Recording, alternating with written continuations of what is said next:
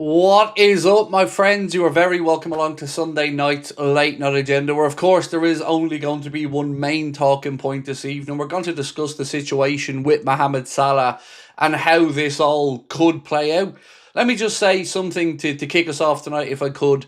Whatever your viewpoints are, I'm going to try my best to respect them, and I would hope that everybody does that of each other. These type of situations are always fairly divisive. Some of us will think one thing, some will think another. But ultimately, the best interest of the football club should be what we all have in mind. So as we go through this tonight and, I share my take and answer any questions I can that you guys have, just please be mindful of that, in that there is no winner here. And that's something I hope I got across last night. And look, I'm sure there are clips of what I said in various segments of it doing the rounds, but it isn't a situation I think can be summarized over a couple of quick sentences. It is a far deeper issue. And there are no winners in it. Team Slot, Team Salah, whatever, it doesn't really matter, because ultimately this is a bad look for the football club and it doesn't really help anybody. So tonight we're going to try to figure out exactly where we are, what is happening, what may happen, and of course we'll give you a lot of what the media have said. I will give you some of what other fan accounts have said, and if I can tonight, that's where I want to kick off. I want to kick off with something that Anfield Sector posted, because I agree entirely. And I don't post on X, but I did ask for this post. I did ask for this one to be quote tweeted. So Anfield Sector posted, "It's funny how some journalists have more to say about a Salah interview than our manager only winning 15 of his last 33 games." And this is kind of the point that I would like to emphasize tonight. Now, I quote tweeted this, or asked for it to be quote tweeted, and I simply said, "We've been telling people for years that journalists covering the club are just PR mouthpieces. They don't have the balls to do what fan media do, and they just want to look down their noses at us." And that is exactly what is happening here. It is a battle for hearts and minds, but if you take a look at what a lot of the journalists have been writing today, it's very clear what side many of them have already taken. Now, if you want my full disclosure on what I think should happen here, hand on heart, both Salah and Slot should probably be gone. That's the only way this situation sorts itself out. And I don't want Salah gone, and I didn't want Arna fired initially. But there are no winners in this. And make no mistake, there is stuff happening behind the scenes. There is stuff that is being done to manipulate the situation. But that is always going to be the way.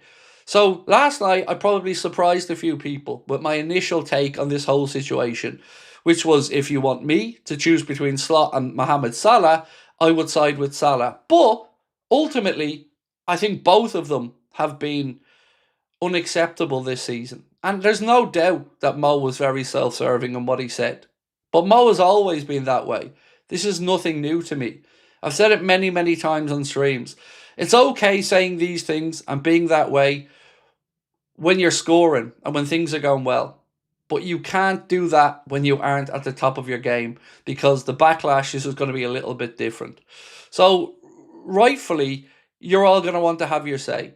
But like I said, if we could just keep it respectful, I promise you, I'll be as respectful as I can back towards you. So, Joey, I noticed your comment just before I went live, mate, and I responded to it. And Joey wrote, "Craig, I have to disagree with a lot of what you said today around Mo. I think you're falling into the trap of allowing Mo to set his narrative and pit us against each other." So, firstly, Joey, I actually haven't spoken on the subject at all today. I just did a video with regards to the starting 11 for the game against Milan. But I did speak a lot last night.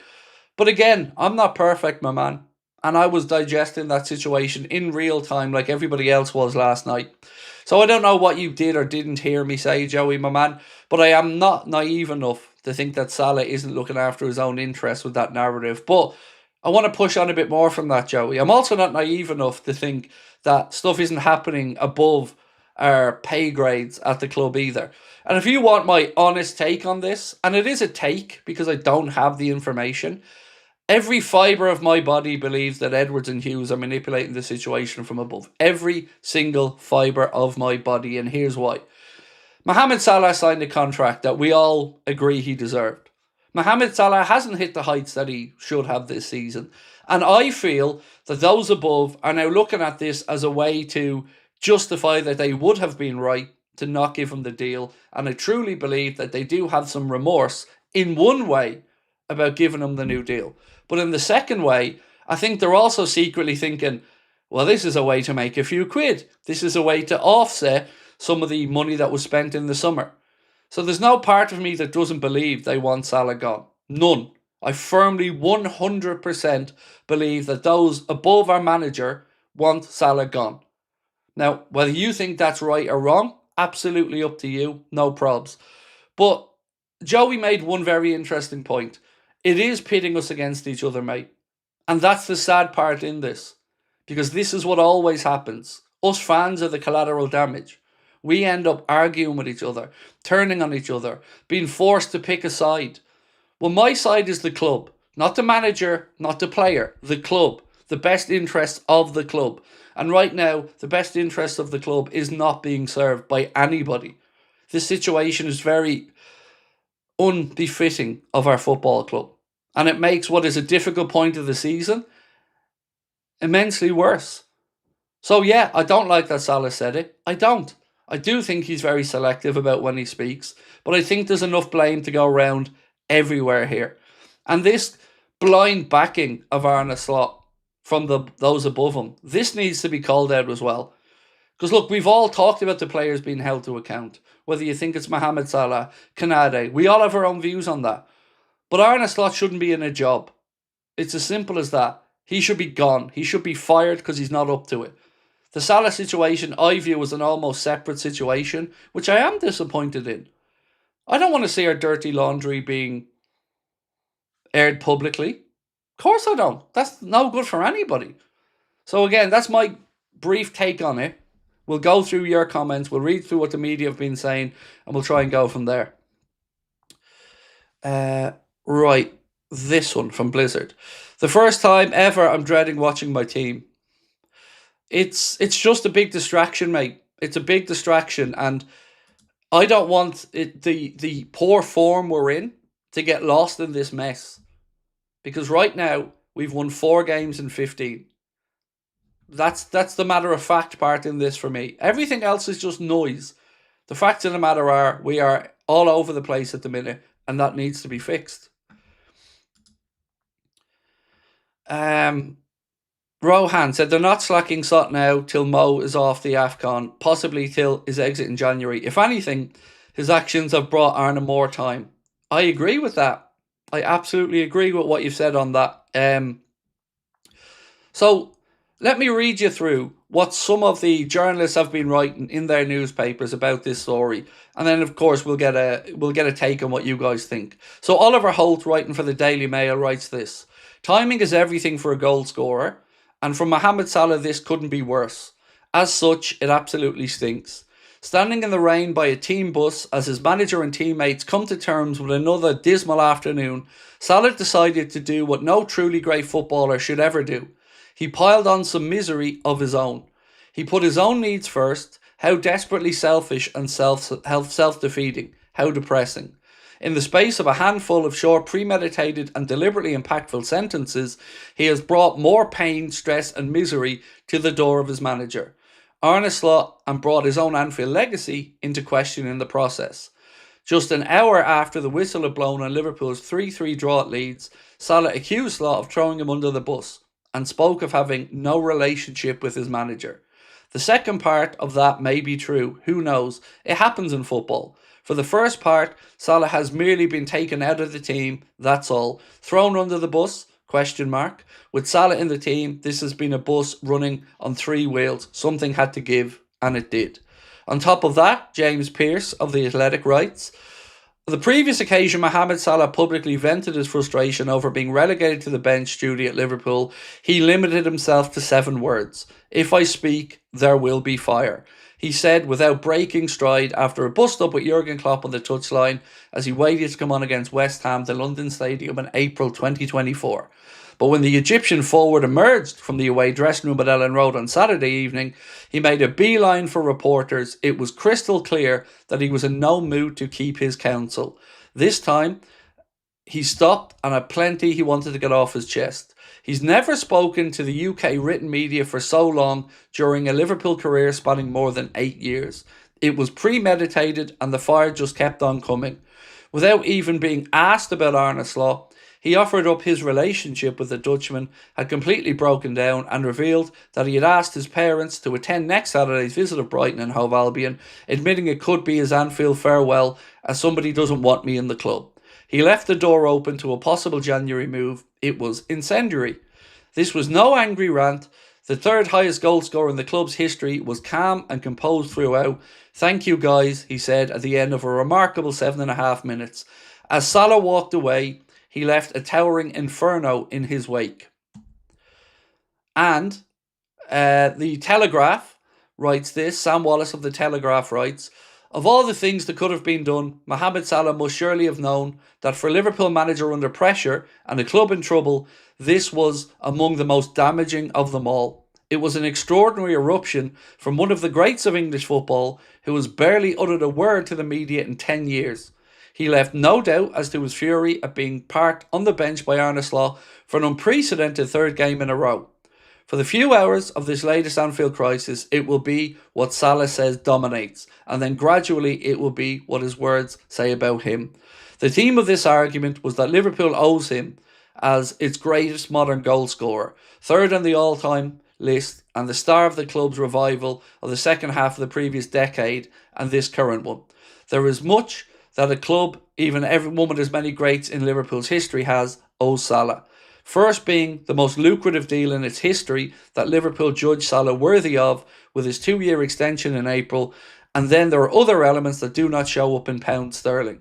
The club's external thanks, a place in the pantheon, but the one thing none are guaranteed unconditionally is a place in the team. If the deal to keep a player of Salah's status is that he has to play each and every game, then he is asking for a single thing that no serious club can grant him.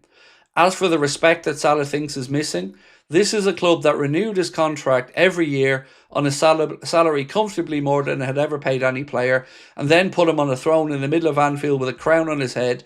Quite what part of that says thrown under the bus. So that's what the media are having to say about it. And look, there are fair points made.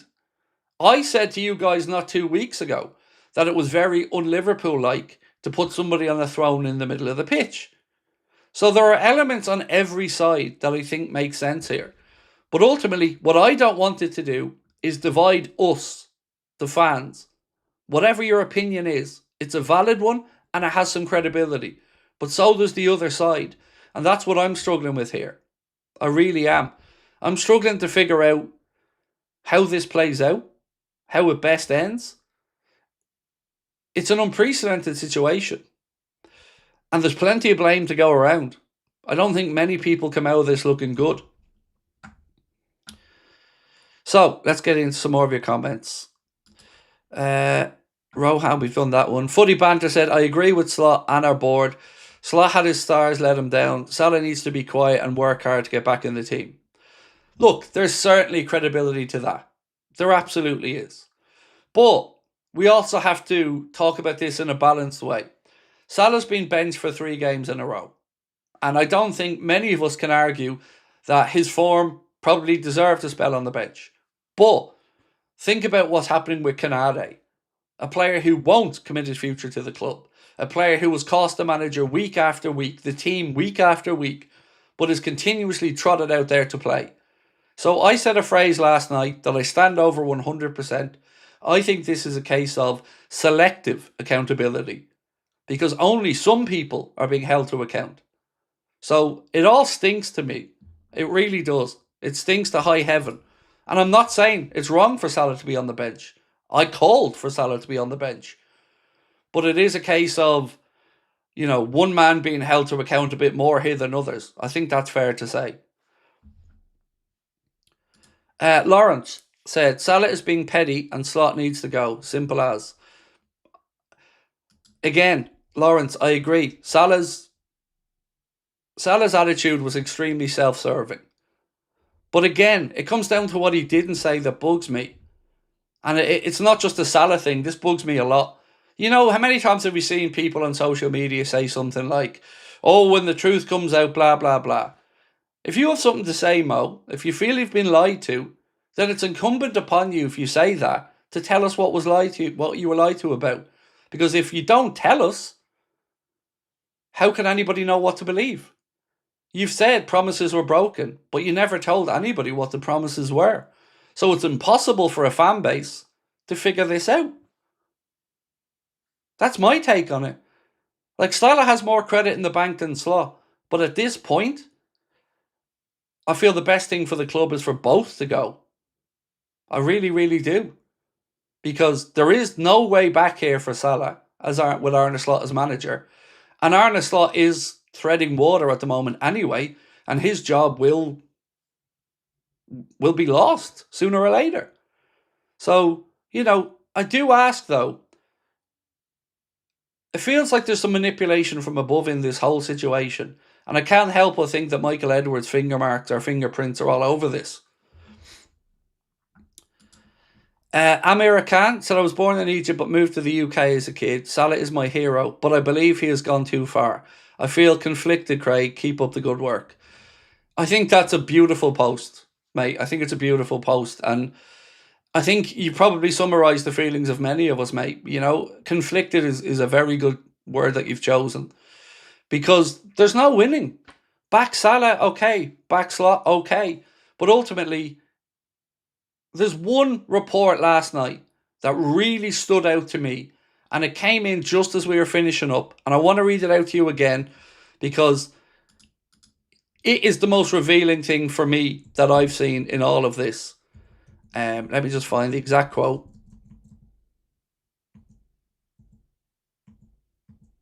From Chris Williams last night, and Chris Williams writes, Salah's words are particularly striking. Comes after a number of senior players were unhappy when Johnny Heitinga left. The relationship between the players and Heitinga is said to have been stronger than between Slot and the players. So, whatever you want to think about the current situation, that post from Chris Williams makes it pretty clear that there isn't an overall feeling of happiness at the club. The players aren't happy with what's happening or with the manager. There is a divided dressing room, and that's a problem. And look, many journalists today have pulled up a post from Rami Abbasisa when Mo signed his new deal, talking about Slot being a great coach. So there is, again, like I said, there's some well-made points here on every side. There really is. And it's tough. I don't want anyone to have to take a side. None of us do. Do you have proof that it's Edwards doing it, though?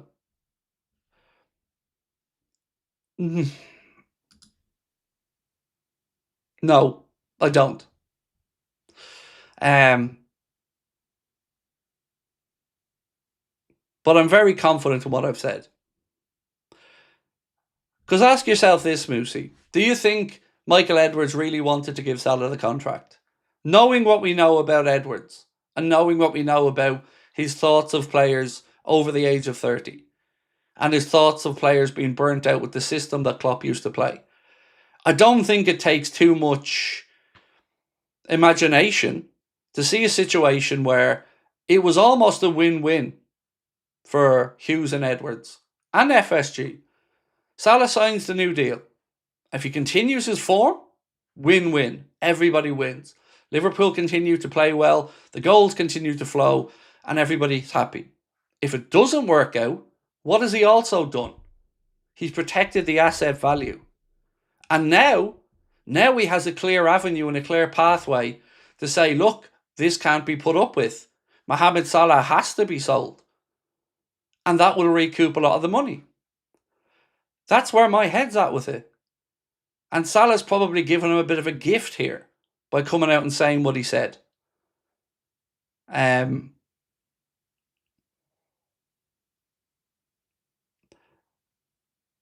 think this to me comes down to what I've always said. Football clubs aren't the squeaky clean thing we all think they are.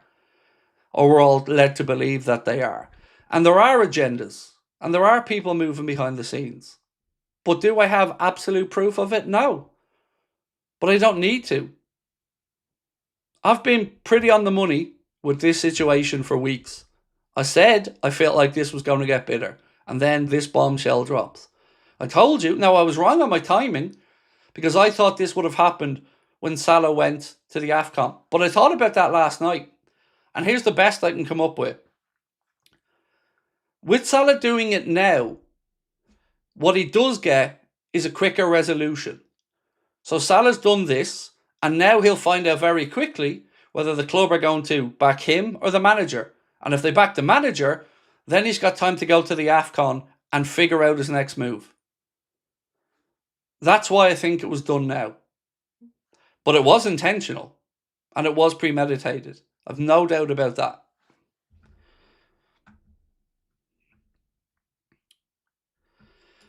Do you really believe if Mo was English, the media and the community would turn against the club legend the way they have? Please, please, please, mate. Please don't drag racism into this conversation. Please. It's not befitting of anybody in this situation.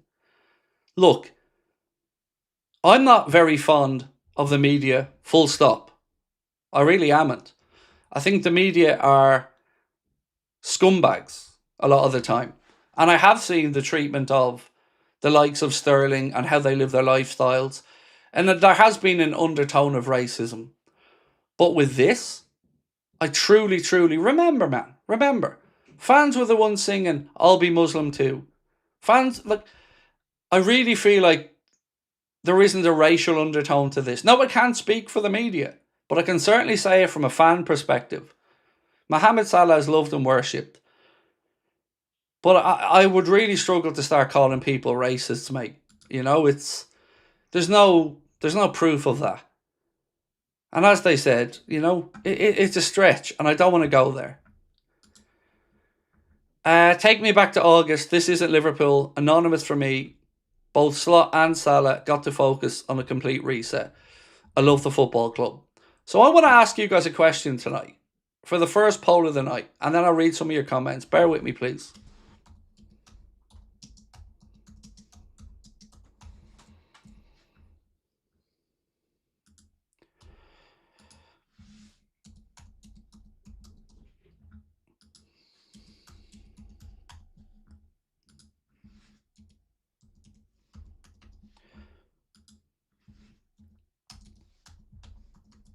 Right, so the first question that I would like to ask, just to gauge your reaction, is who has to go? Salah, Slot, both, or neither? Maybe people feel that this situation is somehow salvageable. That's the one thing I can't figure out, how it could be potentially salvageable. Because I really do think a line has been drawn in the sand now. El Stew said, Mo gave us plenty, we gave him plenty, bye Mo. See,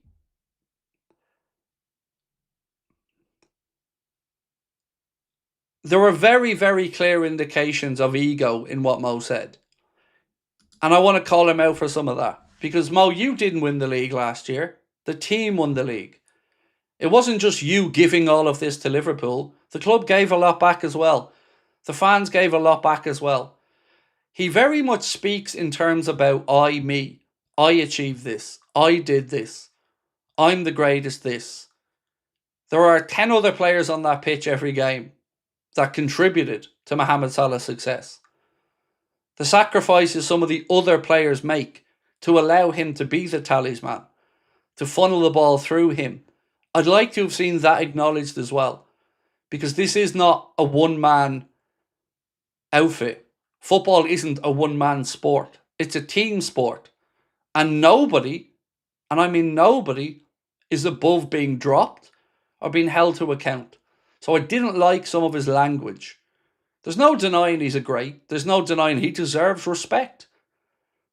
But if he doesn't tell us how he's been disrespected or lied to, it's a difficult conversation to come out and just blindly back somebody in. And it's an equally difficult conversation to come out and blindly back the club in. Because, again, we're kind of trying to just put together the pieces here of a very broken situation. Do you think Liverpool wants to sell Salah before his contract expires, but the management didn't arrange with him, so this confusion came out?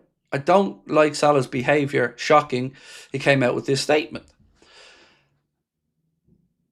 I think what I said a moment ago is probably the case, that he was given the contract in good faith. Probably against Michael Edwards' best instincts. But he was given it because, quite simply, he was undeniable last season. His numbers were phenomenal. He helped us to a title. And the fan power and the fan backing was rightly there for him to get the new deal. That he absolutely earned. But let's be honest about this. He hasn't been at it this year.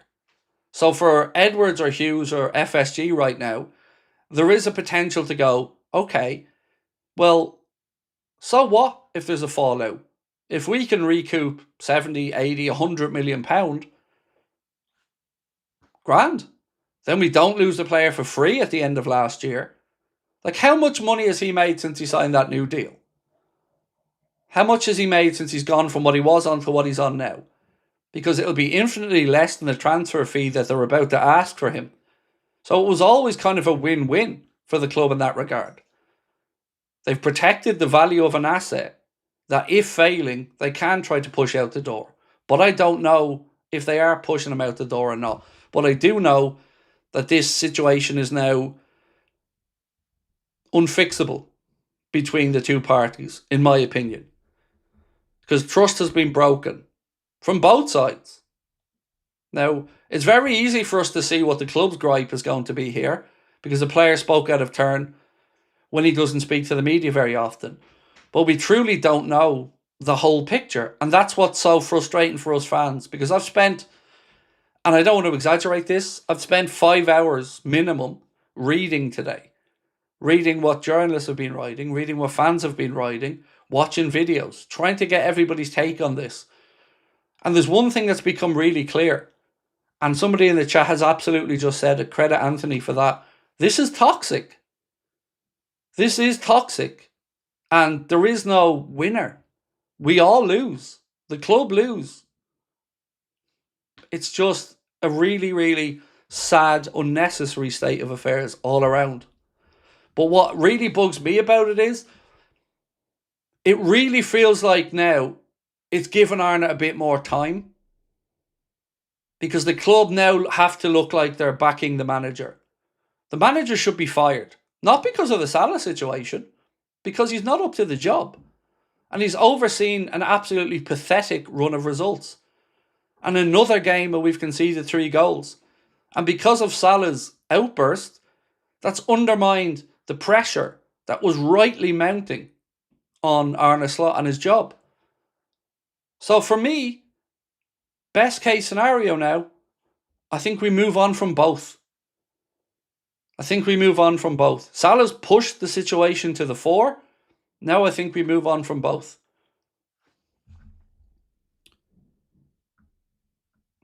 Andy, how are we, bro? Not a hot take, but Slot should be fired. Hot take, potentially. Salah should be fined and suspended by the club for doing this. Agreed. He should absolutely be fined. There's no doubt about that. You can't do what he done. And the journalists have made a good point as well. And Carragher made a fair point before. He only talks when he needs something. But here's what I don't know. Is he talking on behalf of the dressing room? Or is he not? Wayne said, I thought you were backing Mo. Wayne, there is no backing anybody. And this is what's annoyed me today reading stuff. People are putting words in my mouth. I know what I said last night. I said, if you want me to pick between Slot and Mo, I'm picking Mo. But ultimately, there's fault to go around everywhere. So it isn't as simple as I'm team anything, I'm team this. It's a shit show all around. The club have made a mess of it. Salah has let his ego get the better of him. And there's no winner. I don't back anybody here. I back us, the fans and the club, to stop this shit show. Because we're becoming a laughingstock. It's bad enough we were a laughingstock on the pitch. Now we're a laughingstock because it looks like everything is going toxic.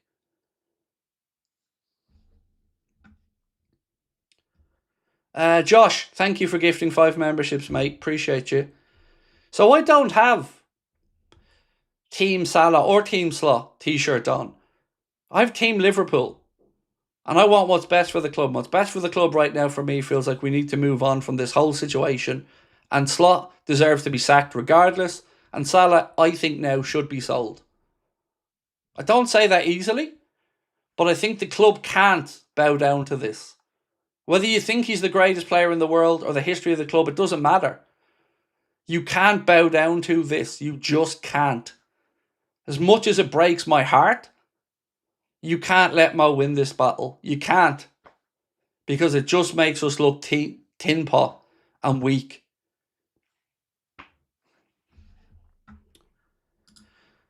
Salah is an if I go down, you'll all come down with me type of guy. How does he expect to play when he's playing like he's got size 9 feet and a pair of size 15 boots? Look, I can't tell you, mate, why Mo feels like he needs to come out and say what he said.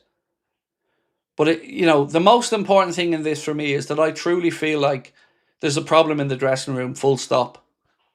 And I do feel like there's a divide in that dressing room. And if you think of the Jurgen Klopp era and what made that team so successful, it was that camaraderie, that togetherness. As Alex Oxlade-Chamberlain said, they went out there to go into the trenches together. And you have to be pulling in the same direction at a football club or it's going to be messy. So the club have a few options here. They can clear the decks, remove some of the old guard and back the manager, who will fail, or they can remove the manager and back Salah, which will make the club look tin pot, or they can just get rid of both and move on and move to the future. That's honestly the outcome that I think is the best outcome. Because nothing, in my opinion, has changed on Slot. He's not getting it done. Mark Harding said, civil war at the club. All Salah has done is expose Hughes and Edwards and Slot for attempting to use his form as an excuse to push him out. Yeah. And look, here's what I think people are confused by what I said last night. The main point that I was trying to come across with last night is when I said I'm backing Salah over Slot is this. There's a way to do things. And I've got no problem with the club wanting to be ruthless and sell Salah. I have no issue with that. But they need to go about it in the right way. By sitting them down and having that honest conversation. And saying, look, Mo, when we gave you that new contract in the summer, we gave it to you with the best of intentions. But at the minute, we don't feel it's working out for all concerned. And we'd like to find a pathway forward so this doesn't get toxic and that we can both move on. We're open to taking a bit less of a fee for you if you'd like to move elsewhere. We'll try to facilitate that.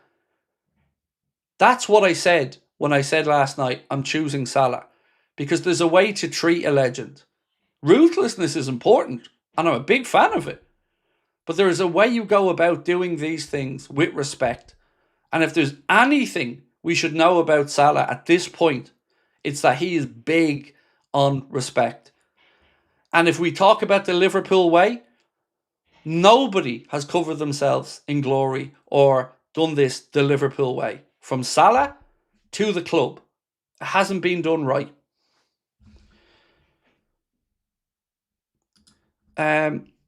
His words will negatively affect any selling negotiations.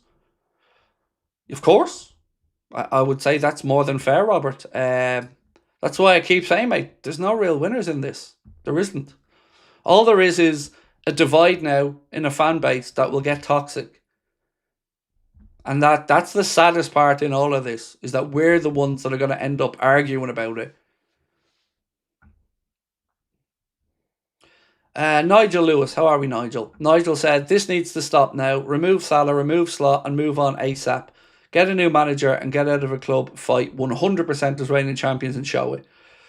That's exactly where my head's at, Nigel. Exactly where my head's at. So, let's go through some more of what's been written today. Fabrizio Romano has said, there have not been any talks between Saudi Arabian clubs and Liverpool's Mohamed Salah. James Pearce writes, if bridges cannot be built, then either Salah or Slot will have to leave. Given the owner's ongoing support for the manager, it's hard to see them siding with a player who, in recent months, has looked like a fading force. But here's what I don't get about that. Why are they backing the manager? And I'm not saying over Salah. Park up Salah for a second. The manager should be done regardless.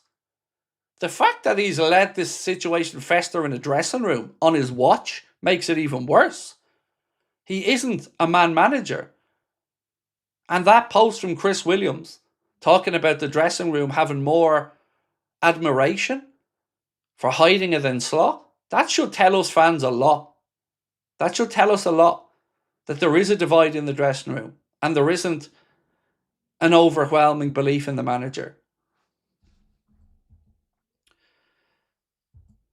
Henry Winter, a fantastic journalist, Henry writes, it's difficult to see Salah staying after those heartfelt but damaging words at Ellen Road last night.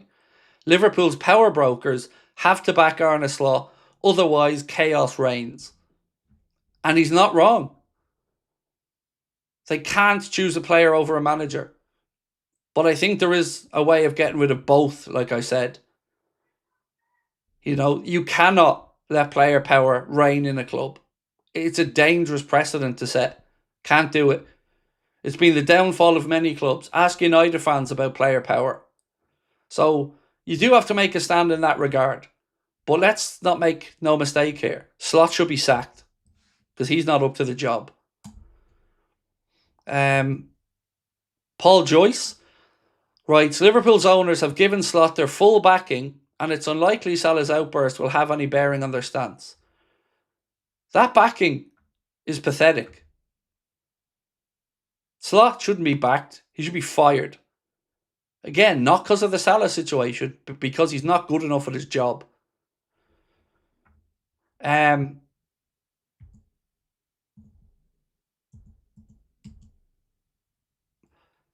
Yeah, so there's more I want to go through, but I want to just get back into the comments before I forget some of them.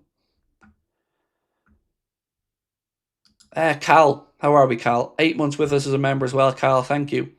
His words will negatively affect any selling negotiations we've done. Salah plus Arne equals Rodgers and Gerrard, both exit. I would agree with that, mate. Feels like the higher-ups took a massive dump, said Corbyn. I feel so conflicted, Craig. This really hurts, mate. To see a club legend's career end this way with us is devastating. I'm sorry, but to choose the manager over Mo with the way things are going is mad. Well, that's why we have the poll running that we do, which is who needs to go?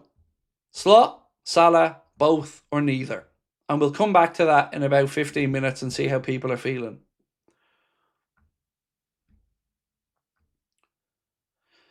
So, don't mind me. I think you're missing the context, mate, of why a lot of people are saying bring in Gerrard.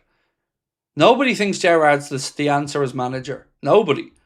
But the only argument, and I've made this argument myself, is he would at least stop the rot and get into the players and restore some confidence and pride in the shirt. Nobody thinks that Gerrard deserves the job full time. And I do mean nobody. But he certainly wouldn't be the worst suggestion. Nor would Johnny Heidinger to come in as a make-weight. But, like I said, with Gerrard, with the proviso that you ain't getting this job. You can win the next 10 games, you still ain't getting the job. But he is, I think, a decent show to get something different out of these players. Rob said, would you blame the players as well? Yes, Slot has lost control of his team, but the players also have a job to do regardless. 100%, dude. 100%. The players haven't been good enough this season. And it is very obvious that things aren't right on the playing side. So I can't tell you if people are playing with 30% less effort. Or, you know, I'm never going to accuse the player of downing tools. But I do feel that there isn't a blind support of the manager. I think there's a split in that dressing room. And, that's not a good sign regardless.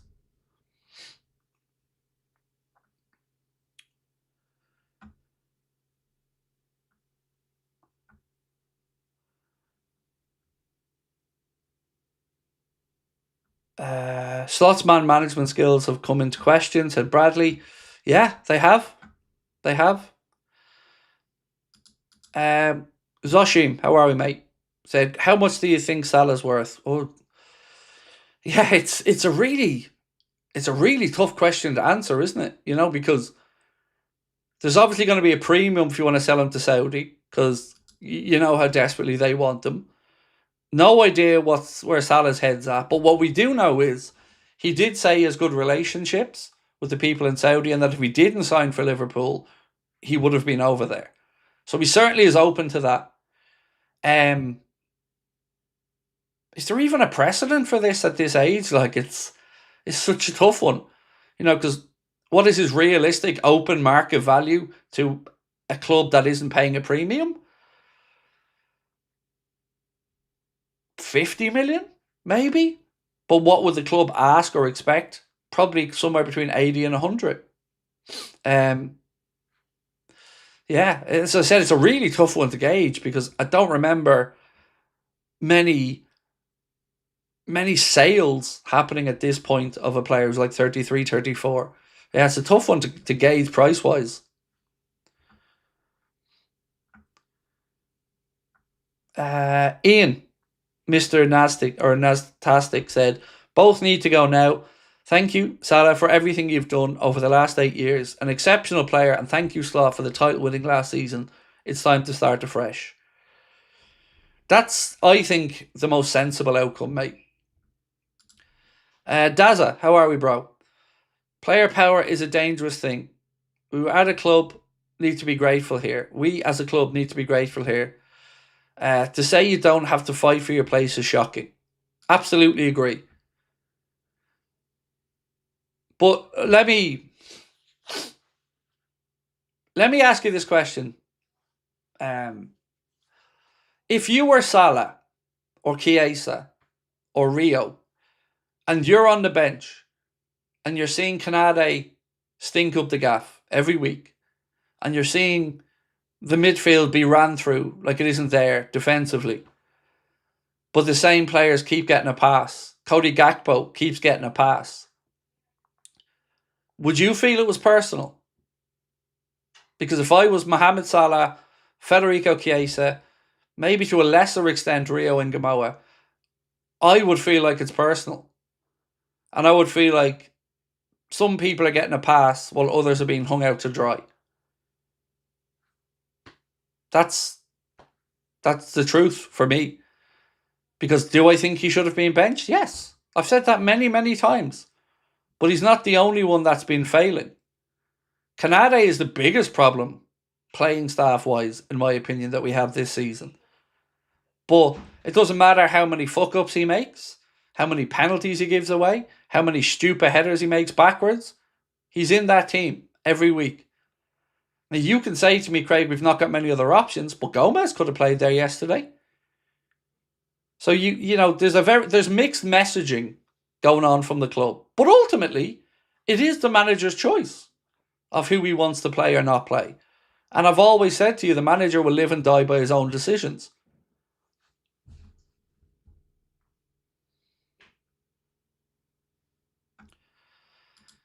Rosdon said, Mo knows this could blow up badly and be accused of being selfish, yet he spoke up, so why did he? He knows our team is spiralling and he knows why. Slot. But look, I'm not saying you're wrong, by the way, mate. I'm just, again, playing devil's advocate. Him and his agent did put out the post praising the hell out of Arne Slot last year. So it does look a little bit like, were you bullshitting then or are you bullshitting now?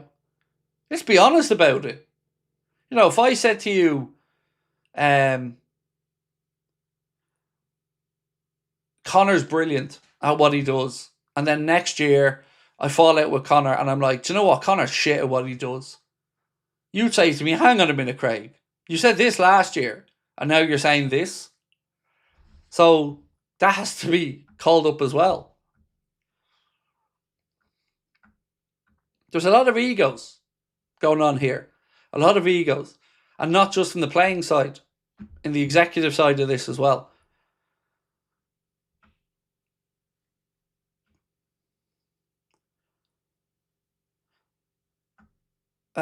Football Crick said, it's crazy the two biggest clubs in England, after every loss mid-table, keep saying no plans to sack the manager. It's crazy, Craigo. Oh, dude, look, I can't really speak to United's situation with the same... I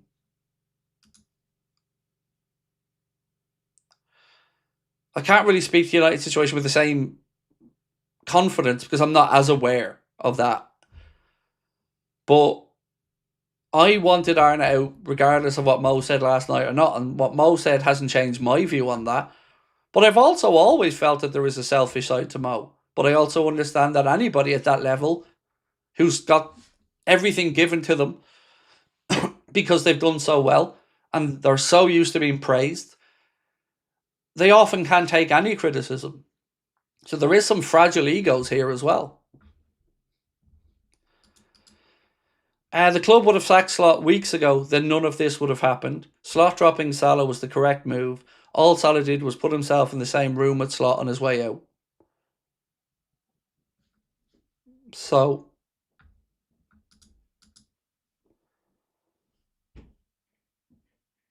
someone said club statement. Is there a club statement?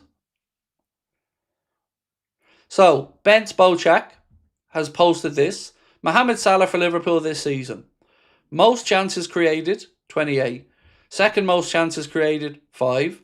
Most passes into the penalty area, 40. Most touches in the penalty area, 105. Second most successful take-ons, 19. And second most goals scored, 5. And Bent writes, he's not the problem.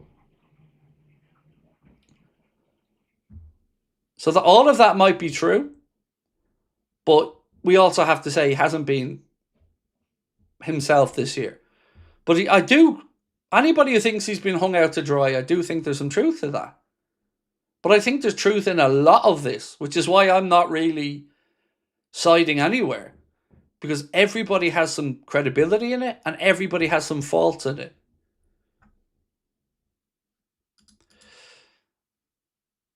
David said, Slot needs to go. The players need to show some guts and fight harder in games. Games should be our main focus. Exactly, mate. And what we did see last night was another capitulation. We were 2-0 up and coasting. Pegged back to 2-2. Got back ahead and couldn't see it out again. That is more important to me than any of this noise. Because this shit will just be a footnote in history soon enough. But we're living through this miserable form that the team are in at the minute. And this just feels like another kick in the nuts for all of us who are already struggling to figure out how we've gotten to this point.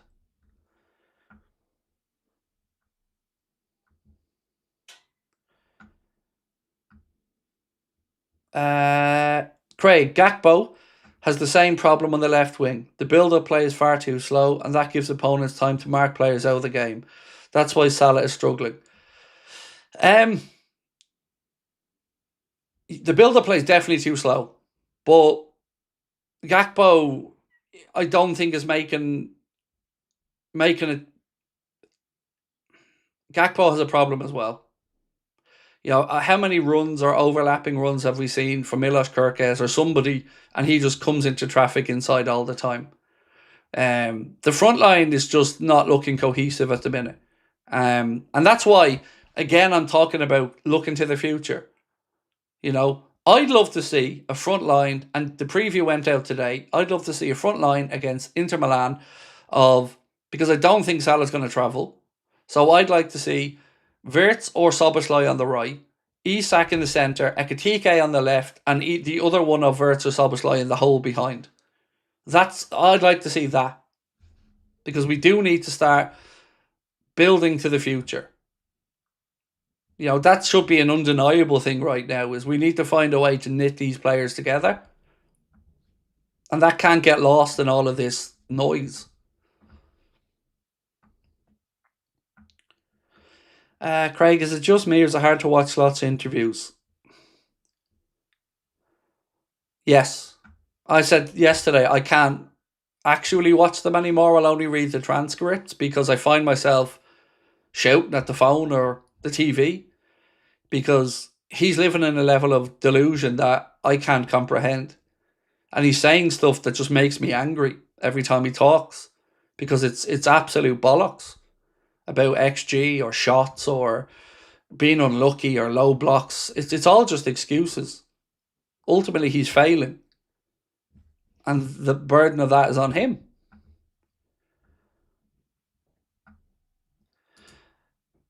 Both don't think it could be either nor. This seems to be far too lost, in my opinion. We're now in crisis, and this is not what we needed at this moment. Yes, fully agree with you, my friend, on that. Fully agree with you. I think Mo's taken one for the team to get Arna out. Again, I feel like there's probably some truth in that. You know, Chris Williams thing, like I keep coming back to, that's the insight that I needed. Because he's made it clear that some of the players don't have a great relationship with Slot. And I've said that for a while. He just doesn't, he seems too stoic, too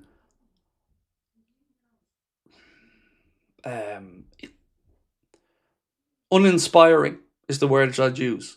Arna seems like a lovely man. I'm sure he is.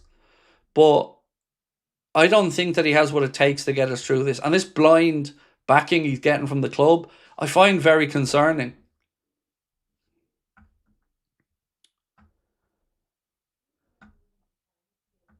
Klopp and Salah didn't squash the beef. They kicked off on the touchline and Mo said, I don't think I'm the problem, to the media, and then looked moody in Klopp's last speech. Yeah, he did that. Look, mate, I'm not going to push back on anybody who thinks Salah has form. He does. I've said it for years. Whenever something doesn't go Salah's way, it becomes a cloud over the club. And it doesn't work well for anyone. That's why my view is both of them have to go. You know, but I would have liked it managed in a far better way for Salah, that it didn't get bitter. But, you know, he's kind of thrown that grenade in now and it's hard to find a way back from that. But I really would have loved them to have said what these lies or the promises that were broken were. Because without knowing that, it's really hard to know where to point the finger here.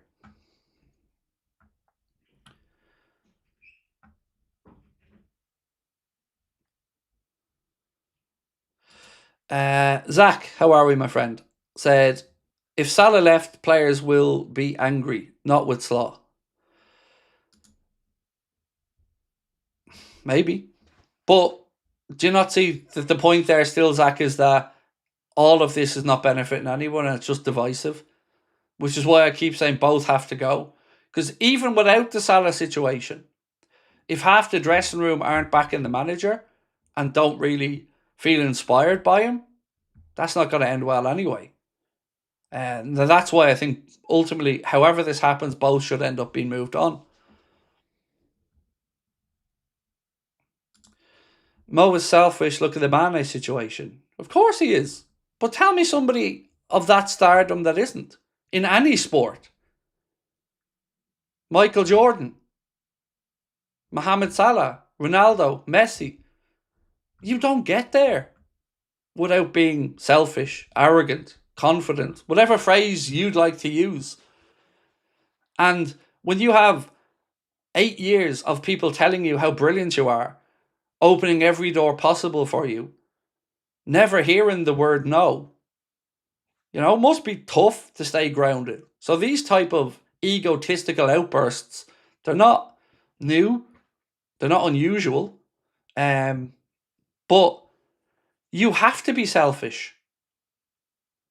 You have to be. You don't get to that level of greatness without some level of selfishness or belief in yourself. Because it can be either. You can say, give me the ball, I'm going to make it happen. And you can say, Craig, that's selfish. But I might say, hang on a minute, I know I can rely on me. So I'm going to do this.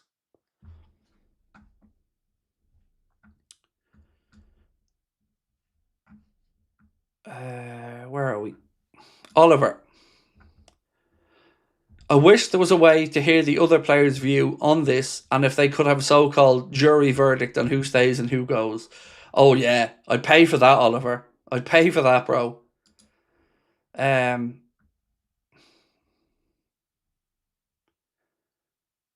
So look, folks, I've been calm about this till now, but the truth is I'm really angry. And I'm angry at the club.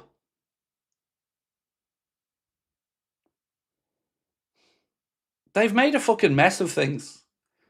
How have we gone from winning a league title, signing players that we should be excited about, to being here now? We've seen player after player run contracts down. We've seen no sporting director really for a couple of years. We've seen, again, change behind the scenes. And now we've seen a dropping of standards that allows a failing manager to stay in his job.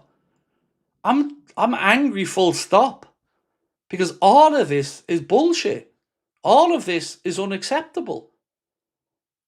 And of course, the people who make the decisions aren't going to be the ones that lose out in this. But I'm intrigued to see how FSG deal with this. I really, really am. Because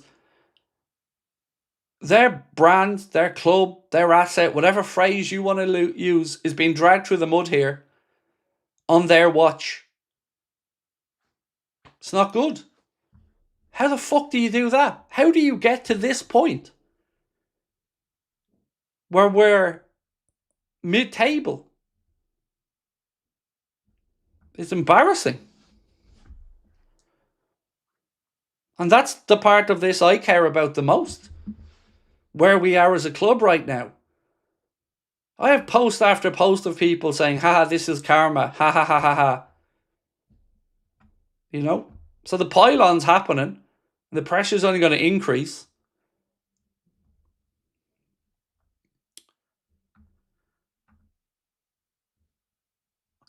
Crypto Tunes Music said Salah would have played versus Inter. Clown Feckham. Look, I find it very disrespectful, mate, for you to call him a clown. Makes business sense to get rid of Salah, so buy, said Football Banter. You could make that same argument with the manager as well, though. Because how much money are we losing with all the games we've lost? The points that won't be on the board. You know, we now have to play an extra 2 games in the Champions League because it's very unlikely we get top 8. Like I said, nobody comes out of this smelling of roses. It all just looks shit.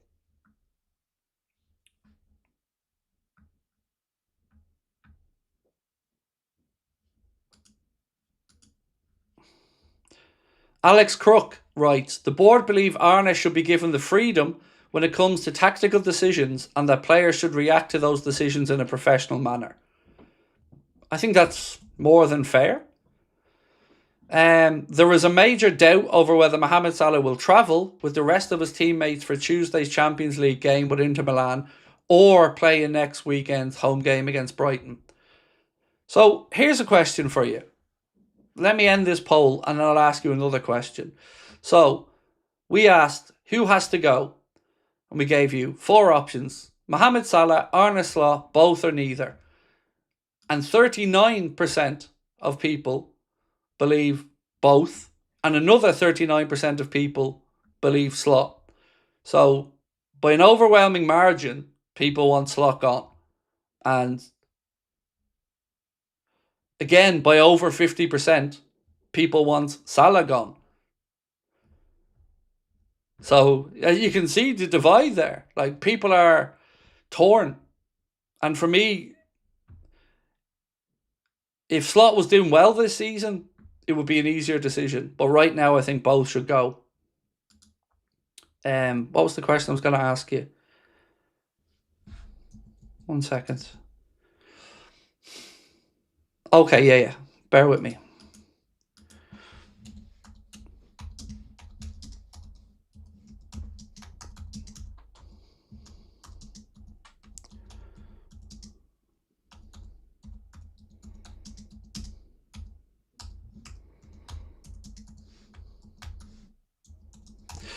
Right, so what we haven't seen yet from the club is a statement. And I'd like to know whether you think the club should release a statement or not. Or should they keep this in-house and hold their tongue? I don't know what the right answer is, by the way, I don't. So do you think the club should release a public statement? Yes or no? I really don't know. I can see merit in both. You know, it almost looks undignified going public with it. But it just allows more doubt to seep in and more of the void to be filled with conjecture if you don't say something.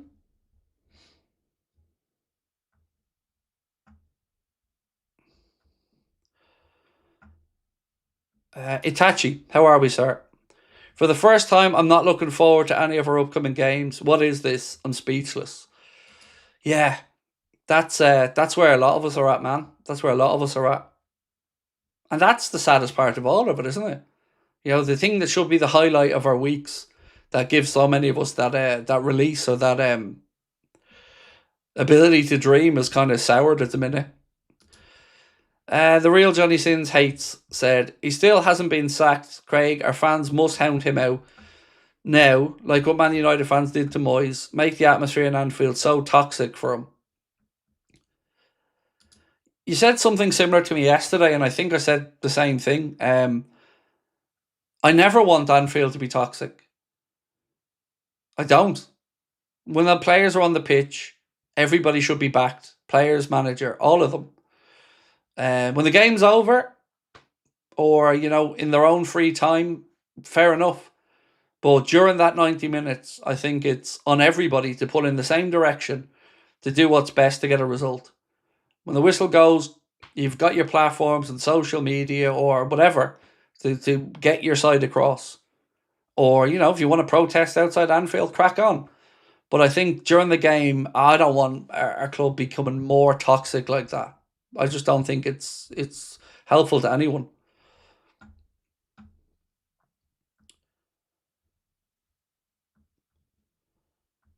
Have Canadi and VVD been making so many mistakes, i.e. VVD, handball, Canadi, air kicking the things, intentionally to get Slot the sack? I would never accuse a player of tanking intentionally, but I do think the morale is low behind the scenes. I really feel like the morale is low, and the situation feels like it's eating away at everybody. Because everyone's looking for a solution, everyone's pointing a finger of blame. And it just doesn't look like there's a great vibe around Liverpool at the minute, which is almost unthinkable with, you know, being the defending league champions and having the window we had. You know, we all remember the summer. I can't remember a more, you know, optimistic and upbeat Liverpool time since I've been doing this. It was a joy. Every day just felt like, wow, it's getting better. You know, we're building something really special here. And I dare say if any of us thought, imagine I said to you, lads, we'll be mid-table in December. Salah will have fallen out with the club. Loads of people will want the manager gone. And almost all of the new players will be struggling for form. Maybe except Ekitike. You probably wouldn't believe that. I know. If one of you said it to me, I would have laughed at it. CPG KTU. So I think, although Salah has a point, he made it at the wrong time, which would slightly benefit Salah, and ironically might have bought him time. You're 100% correct. 100%. It's done both the things that you've said. It's given a manager who should be shown his marching orders or given his marching orders more time now, which again angers me. But I think Mohamed Salah didn't He said a lot without actually saying anything, if that makes sense. So we talked about this, that, and me, and I, and blah, blah, blah. But he didn't say what he was lied to about. And if you've got something to say it. But these half sentences and stuff, again, it's hard to back anyone. What were you lied to about?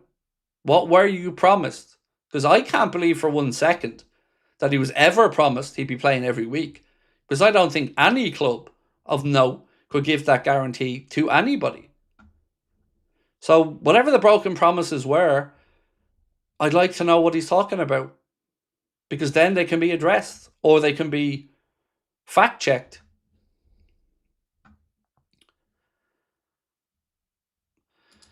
Crypto Tunes Music said, Salah's problem all along, Slot will shine now, watch.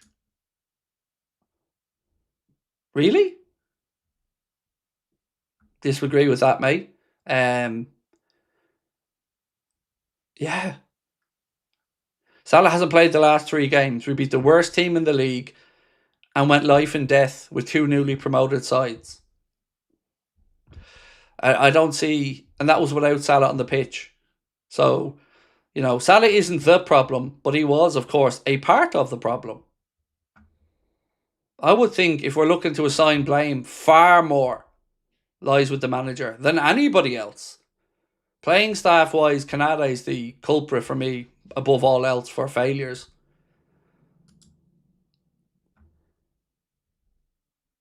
Drawing against Leeds and Sunderland is hardly shining. Yeah, it's unacceptable. And that's what annoys me. For all the talk of the Liverpool way and standards, where the fuck are they? Because we're not holding ourselves to our own standards.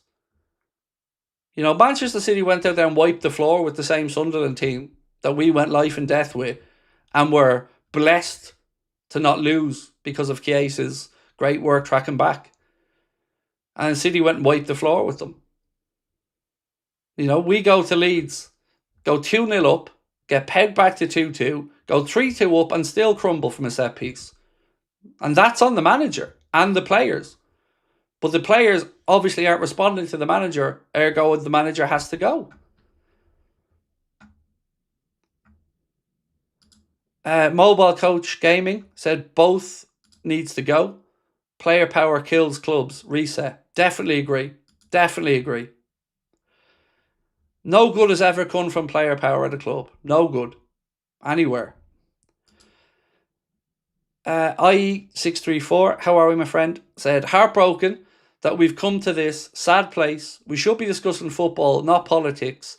This is not the end of Liverpool as a club at all. Of course, mate. It's just a snapshot in time. Yeah,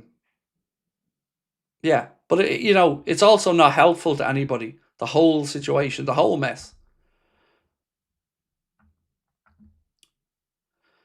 Jason, how are we, my friend? Said, Craig, this is FSG, plain and simple. They have a plan, and I do believe Slot is here to January as they'll want Alonso or Enrique. Also, Salah's contract is to make money for the summer. Look, if they know that they're not going to stick longer term with Arna, I don't see what keeping him around benefits, Jason. Bring in a Heidinger or somebody till you can get the man you want. Because the number one goal now should be to stop the rot and to start picking up 3 points. And Arna's shown he's incapable of doing that this season. So, whatever their plan is, and I'm sure they might have one, fair enough. But I would say act now while we are still within striking distance of the top 4. Because if it goes on and it gets worse, remember, this is supposed to be the easy run. Easy run of fixtures. Lost 3-0 to Forest. Lost 4-1 to Eindhoven. Beat West Ham. Drew 1-1 with Sunderland. 3-3 with Leeds. In the easy run of fixtures. 4-1 at home to PSV Eindhoven. 3-0 to Forest. Those alone should be sackable offences for a Liverpool manager.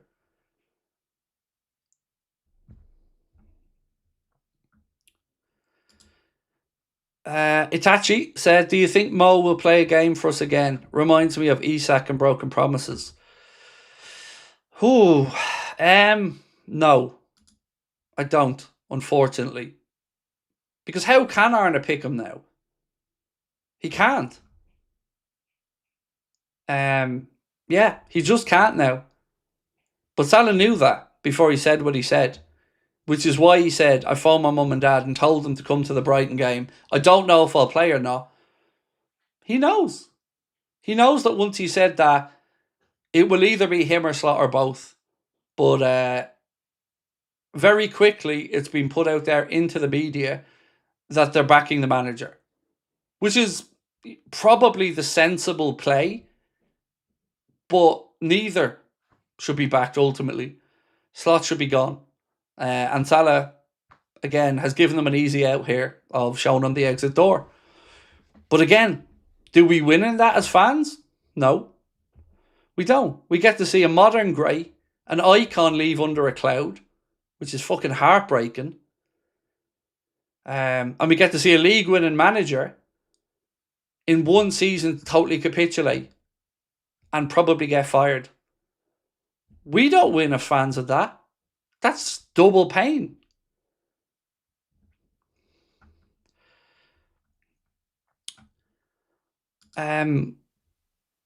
Lucas, how are we, sir? So, do you see that the club board wants to bring in Glasner? No, I haven't. But look, he would be a credible option. Whether he's the right guy or not, I don't know, but it'd certainly be a credible option. There was one comment in the videos last night that really wound me up on a personal level, and I want to address it because it's important to me that you know this. Somebody came into the comments and they said, Craig, you talk about respect, but you were disrespectful to your own subscribers. And I wasn't. You will only ever see me attack somebody who comes in and has a personal attack on me over my weight, my hair, my family, something. And once somebody does that, they're dead to me. And I will say and do whatever I feel in that moment. But I hope people understand that that's the only time that happens. Because I've disagreed with so many people tonight, yesterday. I respect them. I call them sir. And I'm only ever courteous once that is showing to me. But if you come in and be a prick, I have no time for you. Nor will I suffer fools gladly. Respect is important to me. I expect it of you to each other, of me to you. And it won't be tolerated. Abuse isn't going to be tolerated here, ever. You can disagree or not like me all you want, but I'm not sitting here to be personally attacked by anyone. And I hope people understand that. I'm not perfect, but I don't do what people have accused me of there. I just don't. Because I love my audience, my community. And these people, they just come in to disrupt. Rosdon said, the sabotage is in the system. Mo can thrive now. See, it's a weird thing to answer that one, mate, because the system, I don't... What is the system at the minute? Which is would be where my head's at. I don't know what the hell the system is at the minute.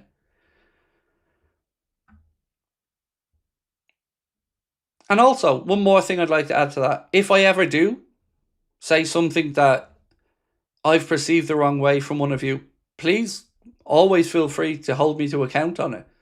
If you think I've been harsh, please do let me know. Because I have misconstrued stuff before, and I will again. But if I am in the wrong, I want you to know I will always put my hands up. I'll always acknowledge my own failings.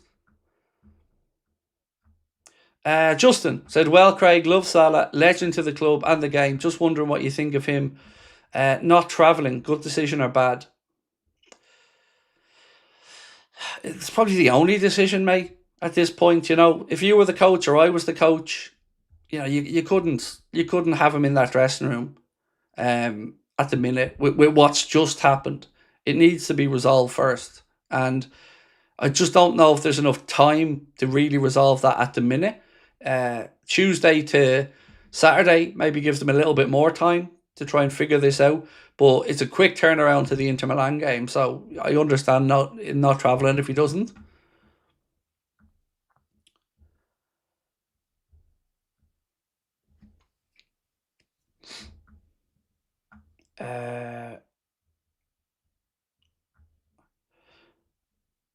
Bransfield, thank you. Some people just love to come and trauma dump, keep going. Yeah, it's tough. It's tough, like, because, you know, if I didn't give a shit, I don't think this channel would be where it is. And I hate people misconstruing me or lying about me. It happens so often.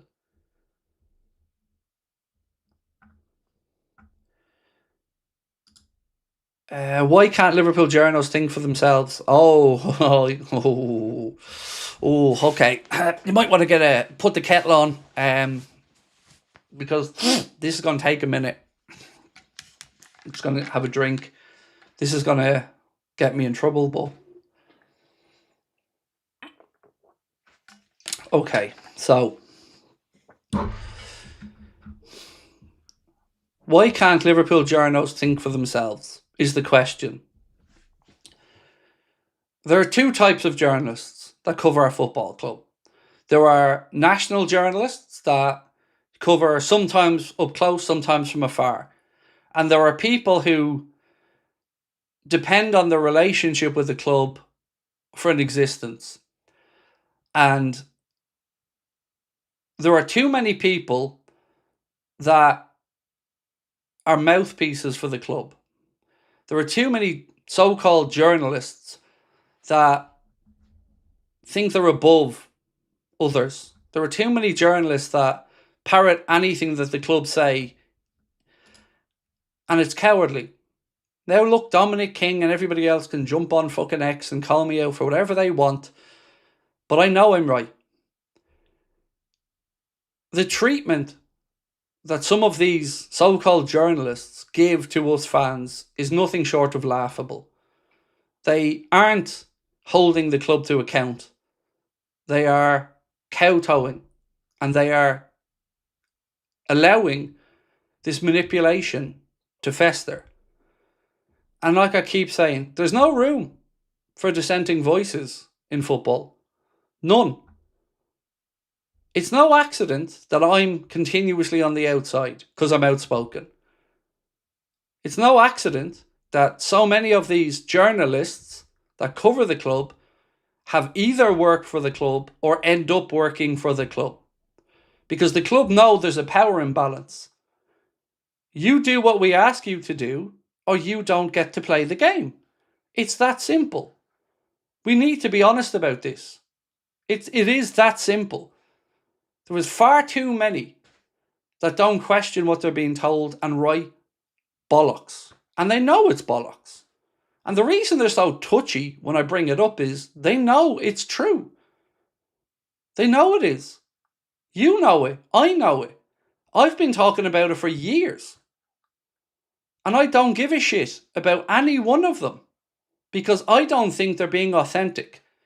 I don't think that they are being true to their readership. A dying readership, I might add. There are so many of these journalists that wouldn't exist without the club. So they have to know their place. And for that, they get little rewards. They get their access. But the really annoying part for me is when they get called out on their duplicity. They get very defensive. So Ian Doyle thinks that he can call Liverpool fans wannabe Chelsea and City fans who just want to buy success. Just because some of them wanted FSG to spend more money. We're not serious people is a line that's been used to me multiple times by journalists and others. I'm a very serious person. I'm not a coward. I don't hide. I'm here, speaking honestly. What these fuckers hate is that they couldn't do what we've done. They couldn't build their own platform. Because they know nobody gives a shit about their stupid opinions. And it is just that. Bollocks. I don't know who the Echo's football writers claim to represent, but it certainly isn't the fans that read the papers. They are nothing but a PR mouthpiece, and it's embarrassing. And I asked these people, when you went to college to become a journalist, is this what you dreamt of? This was the level you wanted to get to? Just being a yes man? To parrot opinions? Just to keep you in? I'm supposed to take Ian Doyle in a fucking Arsenal jacket in his profile, and I'm supposed to be spoken down to as a fan by him about Liverpool? Fuck you. That's not going to happen. All of them know I'm right. That's my take on it. And that's why so many of them, in my opinion, are puppets. Because that's all they are, is puppets. They're not going to like it. They're going to jump on their little keyboards and get angry about it all I want. I don't give a shit. Each and every one of them can suck my fucking balls. I couldn't give a shite. Because they know I'm right. And they are cowardly. And deep down, when they put their head in their little John W. Henry loving pillows, they know, the fans know, and can see through it. And that's killing them. It's killing them to see fan media on the rise. And you know why it's really killing them? Because they fucking wish they had the freedom to speak with the honesty and openness that we do. But nobody handed me a platform. Nobody handed Goldbridge a platform. Nobody handed anybody a platform. We built this shit from the ground up with honesty, integrity, consistency, and speaking truth. So before you look down your noses at the rest of us or fan content or try to talk and belittle your fucking fellow fans, think about that. We built this on our own with truth and honesty and effort. And we have freedom that you can only dream of. That's why. That's my take on it. And I'll challenge and take on any of these fucking journalists. Because I've got Lynch threatening to call the police because we tagged them on Twitter. This is the type of fucking cowardice bullshit I'm on about. It's just simple. You want some home truths? How has Lynch got a media pass to Anfield? He doesn't fucking write for anyone. How is that getting you access? Redman can't get it. The Anfield Rap can't get it. We can't get it. But a journalist that used to work for the club and isn't attached to any fucking media outlet gets a press pass all the time. For what? How's that justified? You know the answer. I know the answer. He knows the answer. He fucked me under the bus because I called out Gorston Doyle and they were his two little mates. And then he started calling me a bully. And then he started threatening to call the police. That's the fucking journalists. That's their level. So bring it. Because I'm always going to be on the side of fan content. I'll always stand up for fan content because it's fucking honest. It might not be perfect, but it's honest and it comes from the heart. So let the cards fall as they may. But I told you, I'm going to give you an honest answer. Imagine threatening to call the police on somebody. Call the fucking police on somebody because you were tagged in a Twitter post. That's a level of embarrassing I don't want to be a part of.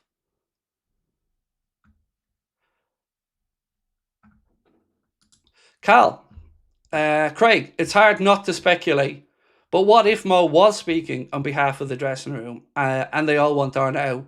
Do FSG still look to move on?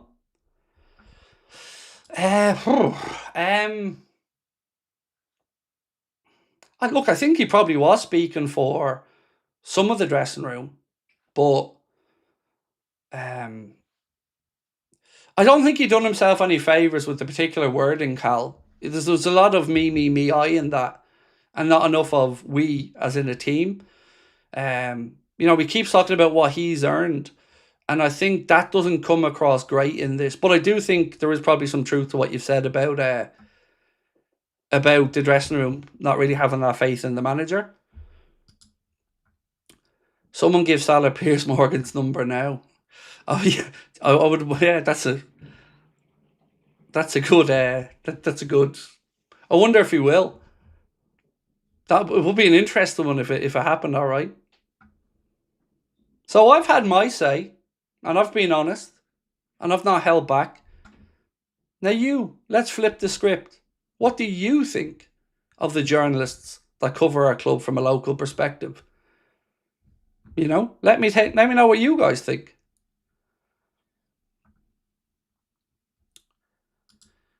Would be interesting to see how the crowd will respond against Brighton. I really hope they stop this nonsense Arne Slot La La song. It's a self-sabotaging act and it only delays his sacking. I find it really tough to call out anybody who wants to be supportive, even if I disagree with that support. Because I don't want to get toxic inside the stadium. Doesn't help the players, doesn't help anyone really.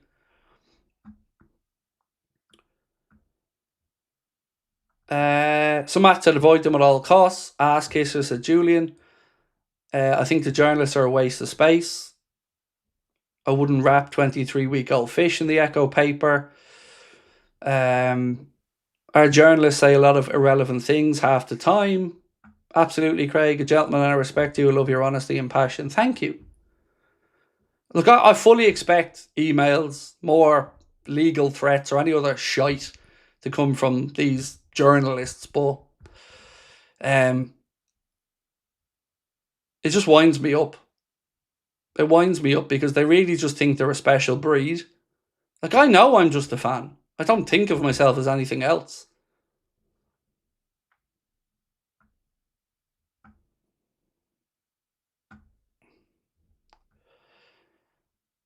Stu said, as a writer, Craig, you can go to get a story and the object can ring your boss and don't say, send them again. It's hard, mate.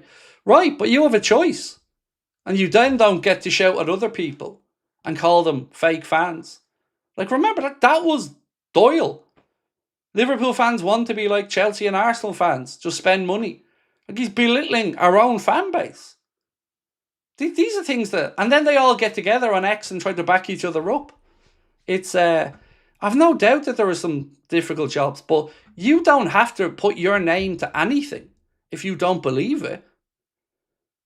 I've had journalists tell me that they question some of the stuff they've been told, but write it anyway. I wouldn't put my name to anything I don't believe in. Nothing. And if that meant me walking away from a job, then so be it.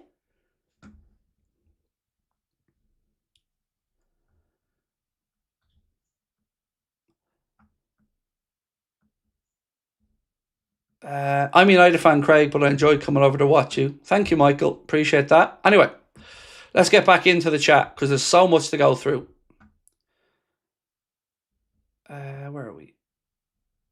This one from Mark.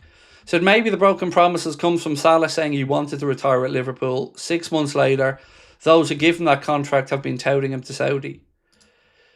Yeah, there could be truth to that as well, but this is why I think, Mark, it would have helped a bit more if he could have said what he thinks those broken promises were. Maddie said Mo crossed the line last night and what he did happens at United, not Liverpool. He has to go. Slot will eventually go, but player power can never be tolerated. I do agree with that, Maddie. I do. Yeah, and I agree with every aspect of it. He did cross a line.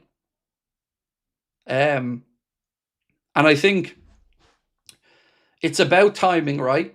When you're at the top of your game, the peak of your powers, you probably get away with a bit more than when your powers are waning. And this is probably one of those situations. But again, the fact that there is a divide that we're supposed to try to figure out as fans is it's so tough. Because nobody wants to say anything bad about Mo. Nobody wants to say anything bad about the club. But this situation is just a mess. And that's the biggest part of all of this.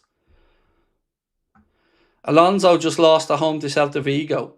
Fans are furious and booing the team off the pitch. Alonso's job is in danger. Posting the Kayla. Interesting one. So we asked, do you think the club should release a statement? 76% of you guys said yes. Let's ask this one.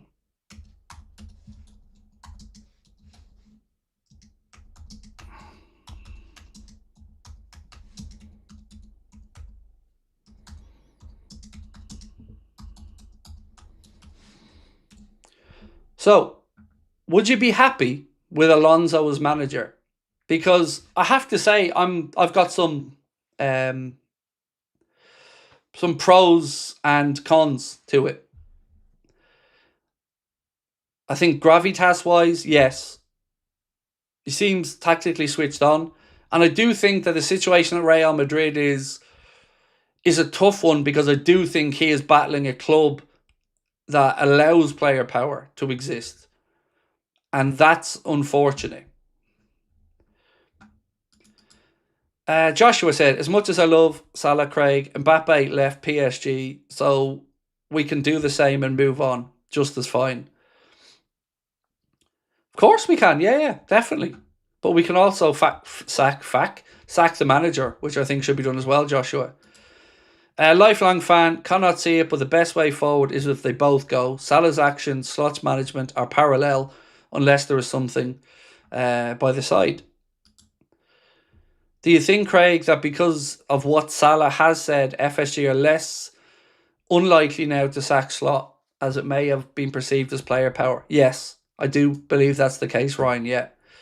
Which again doesn't benefit us fans, does it? Because ultimately, you feel like there's some more...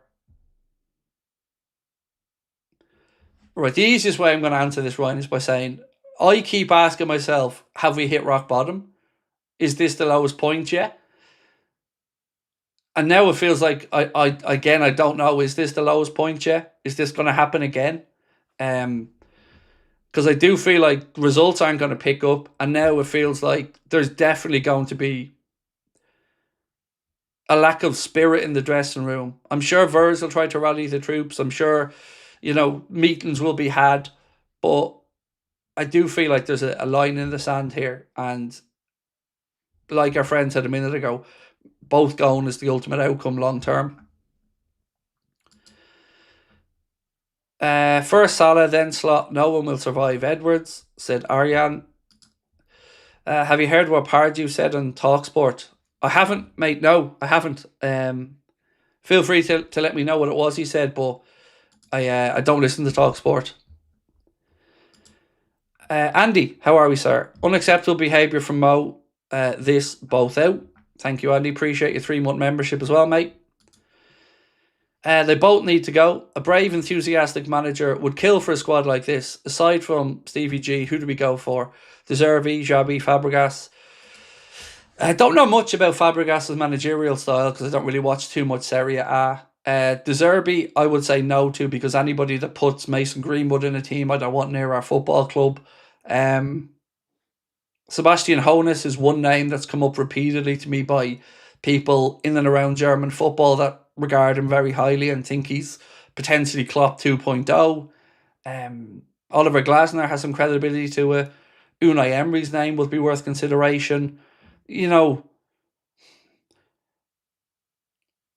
a bit more difficult now for me than maybe when Jurgen left, because are we married to this system long term, or would the club be willing to bring in a 3-5-2 manager?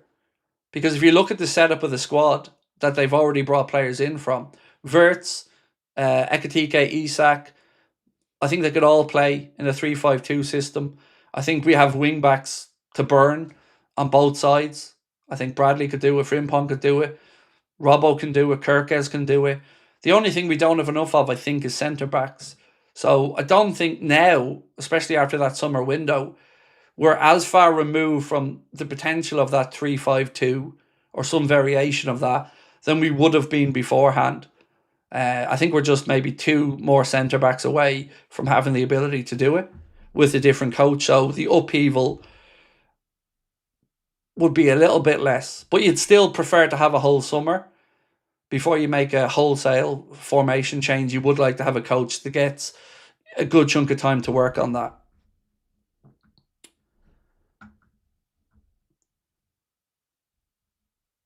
Glasner got last promoted, then won the European Trophy with Frankfurt, then won the FA Cup and Community Shield with Palace, and both of those clubs don't win trophies. He's incredibly consistent. Yeah, he's an incredibly impressive guy as well, Oliver Glasner. I've watched a couple of little documentary things Sky did a very good one with him. He seems a very clued in, charming but stern in a good way man. So yeah, look, his name's certainly a genuine contender. This one. They both need to go. A brave, enthusiastic manager would kill for a squad like this. Aside from G, we've done that. Sorry, mate. My apologies. Who wins out of this? FSG 400 grand off the wage bill, plus a transfer fee, buyer's remorse, drop him. He'll kick off. Done it before. Blame it on Salah. I've no doubt, mate, that there's an aspect of that here. I can see Michael Edwards' fingerprints all over this situation, in my mind. Yeah, and I explained that before. I think for them it was almost a win-win. If it works, cool. Salah keeps scoring, we keep winning. Happy days.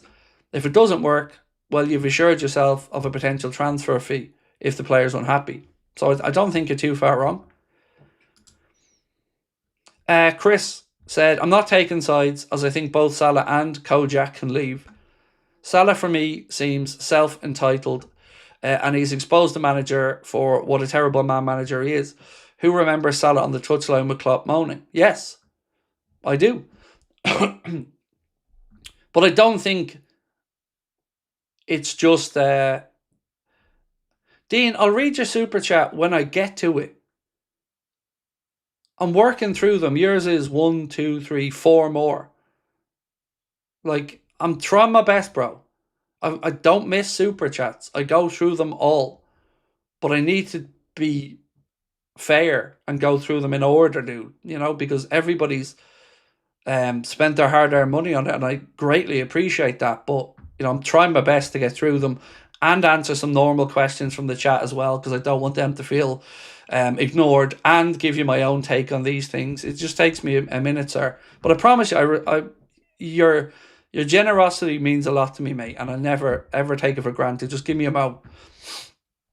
Yeah, I do remember that, Chris, but I don't think this is unique to any megastar. You know, I think all superstars probably have had these clashes with a coach or somebody along the way. Ginger Red Swede said, if we don't have enough mess at the club, as if we don't have enough mess at the club to worry about. Yes, sir. Yeah, it really wasn't what we needed last night. Like, when it first kind of filtered through to me, I was really doubting whether that was real or not. You know, and as the journalists have pointed out, that's the longest interview he's ever really done. 7.5 minutes of talking, and you could tell it was preconceived from Mo, because he was saying things that weren't even answering questions, particularly about his relationship with the manager. That was all naturally spoken by Mo. That wasn't in response to a question. What's up? Said Craig, I have a message straight from the heart. It's too long for a super chat, so I'm leaving it in the chat. Much respect for everything you do. Thank you, man.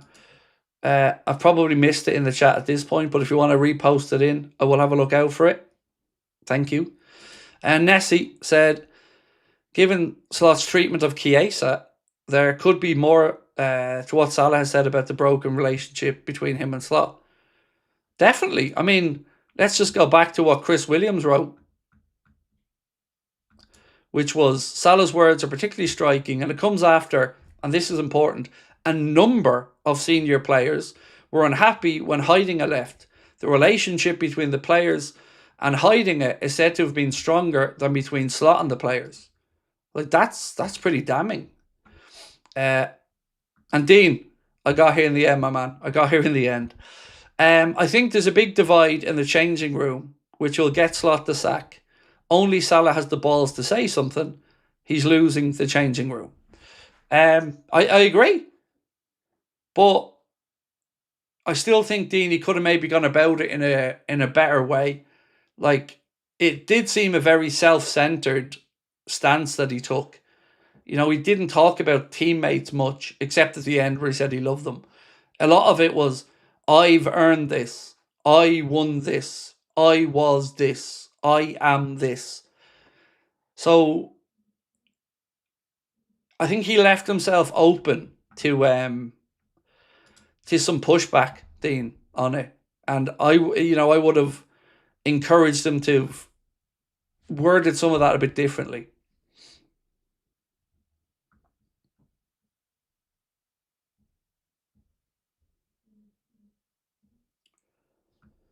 I'm still on the lookout. So if that gentleman's comment from What's Up comes in, please do draw my attention to it, folks, because I don't want to miss it again.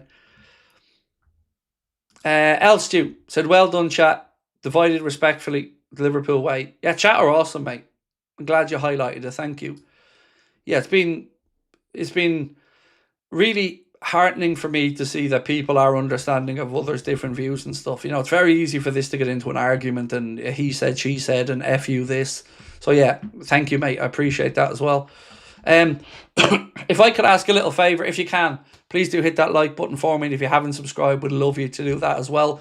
If you're coming in late, don't worry. I am going to record a news update video breaking down, all the pertinent points that we discussed tonight.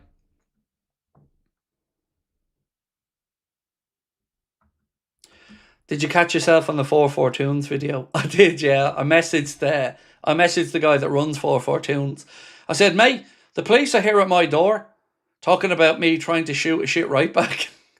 Yeah, look, I love 4-4 Tunes. And they can feel free to use my image however they like. It's all done with good humour.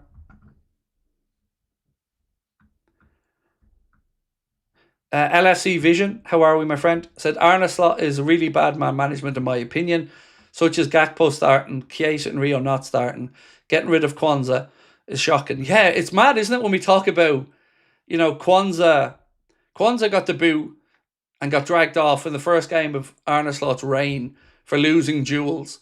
Yeah, here we are with Ibrahim Kanade playing week after week. Make that make sense, please.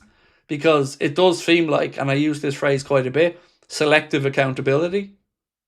It does seem a little bit, all animals are equal, but some animals are more equal than others. Kind of Animal Farm type stuff.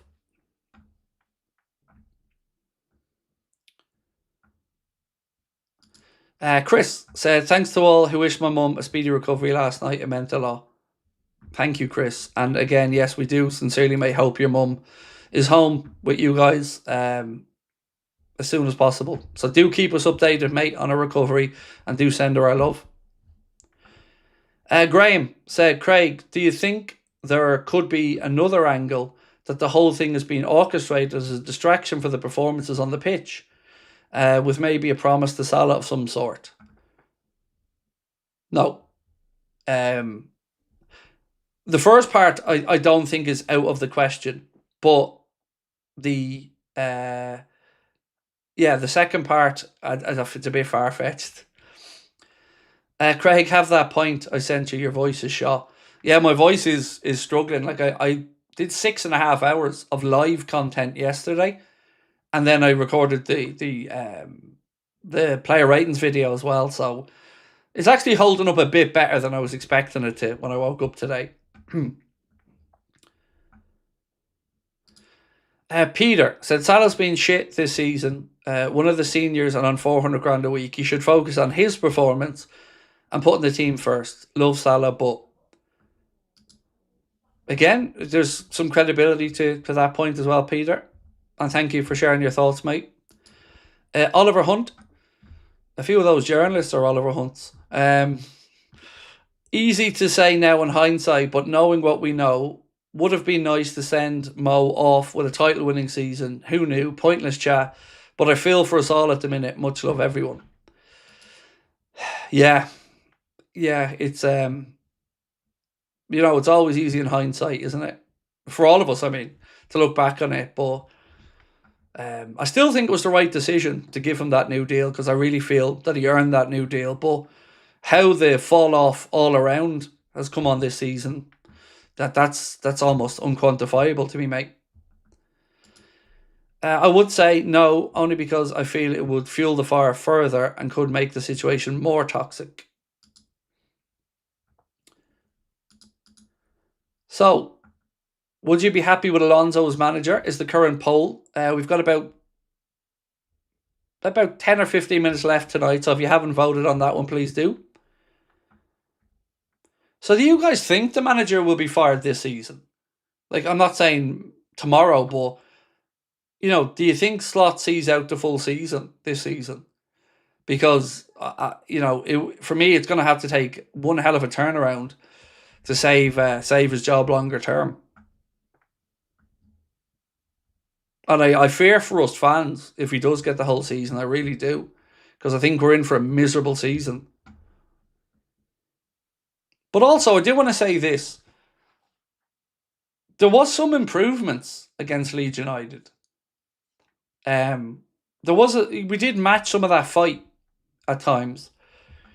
We capitulated ultimately at the end and, only got a point where we should have had 3. But there was something there. Something. I could see Jones, Soboslai, Bradley, Ekatike. I think there was a lot of positives there.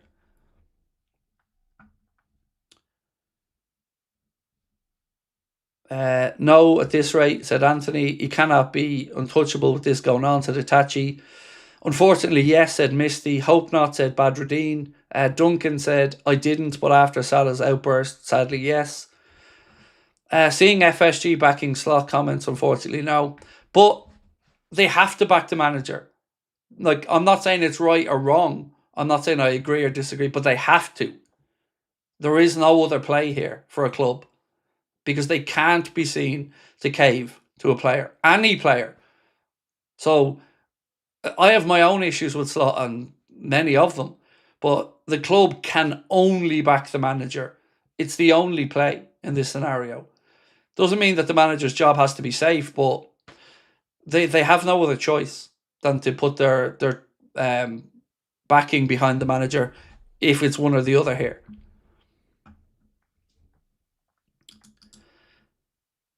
No, unless they suspend, fire somebody. Zishan Ali said, I think both need to go. Slot not good enough to turn it around, and Salah's very untimely and full of entitlement will only create toxicity. Sticks and Stones says Soboslai was distraught and his answer about the dressing room was straightforward, but sound like dodging the answer at the same time. I believe they planned Salah's exit and he doesn't want to go. I definitely think that there is a desire to push Mo out. I 100% agree with that. And I think that decision's been made from above Arna's head. Craig O'Clock Dan, and by the way, thank you, Sticks and Stones. Very kind of you, mate. Cheers to you and your family. I have a dentist appointment on Tuesday during the match, and I'm not changing it because I think it'll hurt less. Yeah, I get that one. I hate the dentist.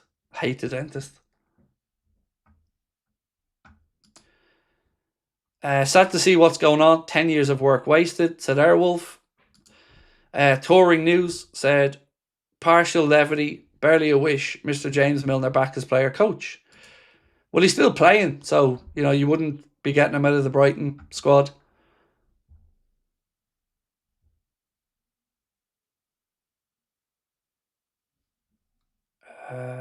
Thundercats Litterbox, that name, man. That account name always makes me smile. Slot needs to go. Unless Salah was being a complete maniac behind the scenes and tearing the locker room apart, Slot has lost the team. So I do think he has lost a lot of the dressing room, yes. I agree with you on that.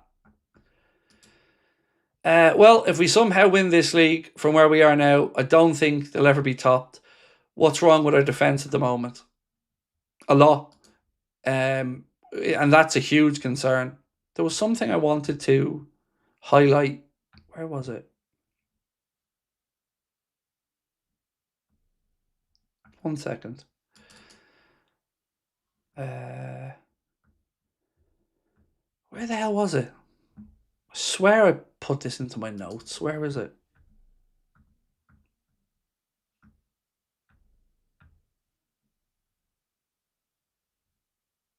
It's not on my notes. I'm going to read it off my phone. One second.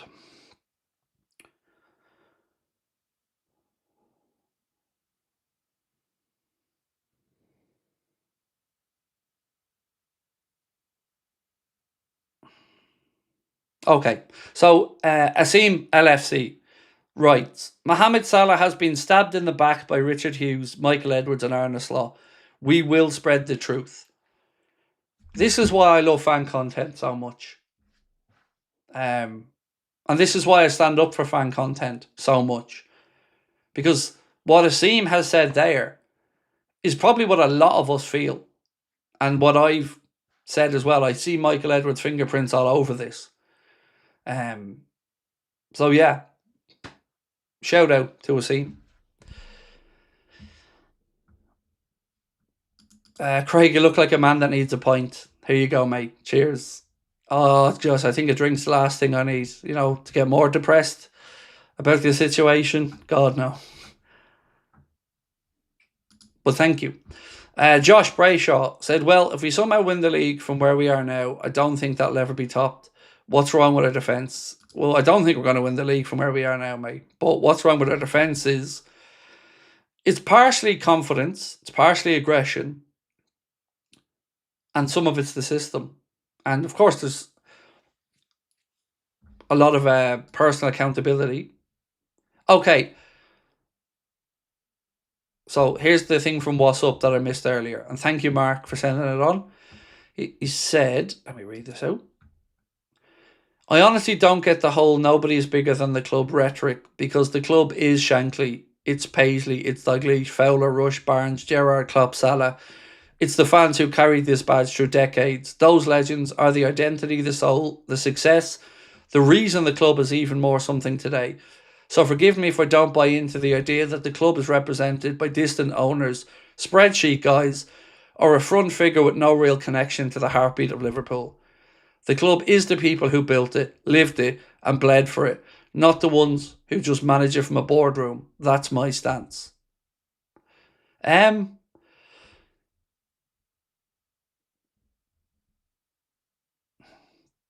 It's a very well thought out and worded stance. I still do think that nobody is bigger than the club, but you were very right that these are huge figures in the club's storied history. And the phrase standing on the shoulders of giants kind of comes to my mind, mate. And about the owners and being distant, absolutely. Look, they're only in it for a few pound notes. No other reason. Like, I'm sure they've come to like Liverpool, but you are right about absent owners. And I'm never been the biggest fan of FSG, but they're not the best, they're not the worst. But there's a lovely sentiment in what you've written.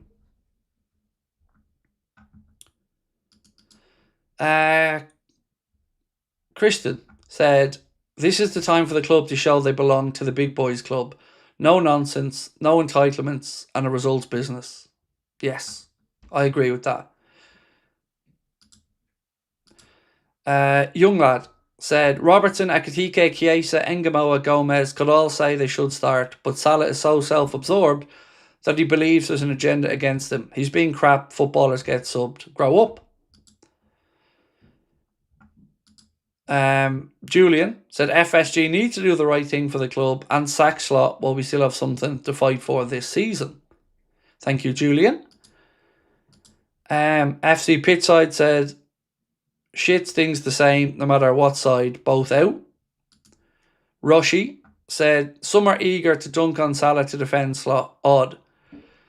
Look, my stance really is I just don't think there's a winner in this for anybody. Slot, Salah, but the ones who suffer most are always us, always the fans. Sorry.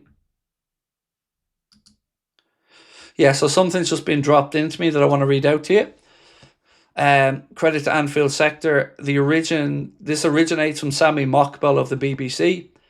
Sources with knowledge of the situation told BBC Sport that Salah's relationship with Slot is genuinely broken at present.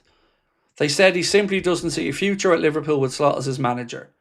They also say he has been irritated by a feeling that pundits, former players, are putting forward a narrative that he is one of the main reasons Liverpool have struggled. Salah is said to feel that Slot has been influenced by that media commentary, Yet while he has not played the Reds, arguably haven't played any better. We were told that Salah feels a different tactical approach this season, driven by the club's transfer dealings, isn't suiting him. Those sources were at pains to say how much Salah loves Liverpool and also how frustrated he has become at their struggles. So, look, I don't think anybody doubts that he loves Liverpool. But he has poured petrol on the fire.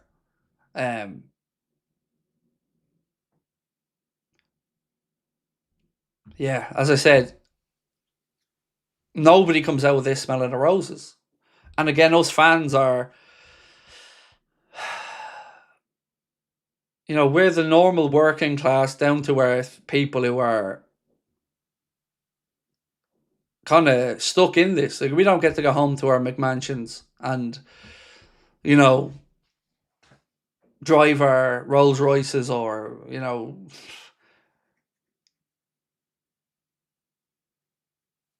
the fans are always the ones I feel for in these scenarios because, we're all stuck between ego battles and he said, she says, and ultimately, like I keep saying, it just isn't good for anyone, any of it.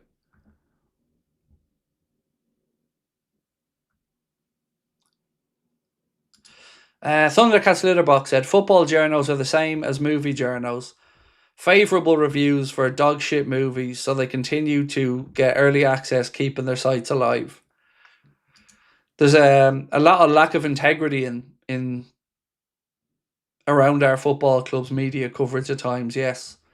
And I'll continue to call it out where I see it. And I really don't give a shit who gets upset by it.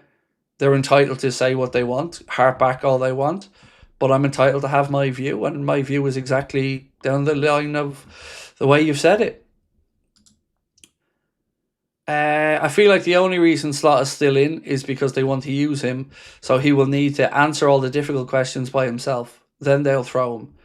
Do you remember, actually on that, Nimrod Hurwitz, it's a really good point you've raised. Do you remember when Arne Slot came in, him and Richard Hughes did a press conference together, and there was almost, and I'm working off memory here, there was almost an indication that would become more frequent.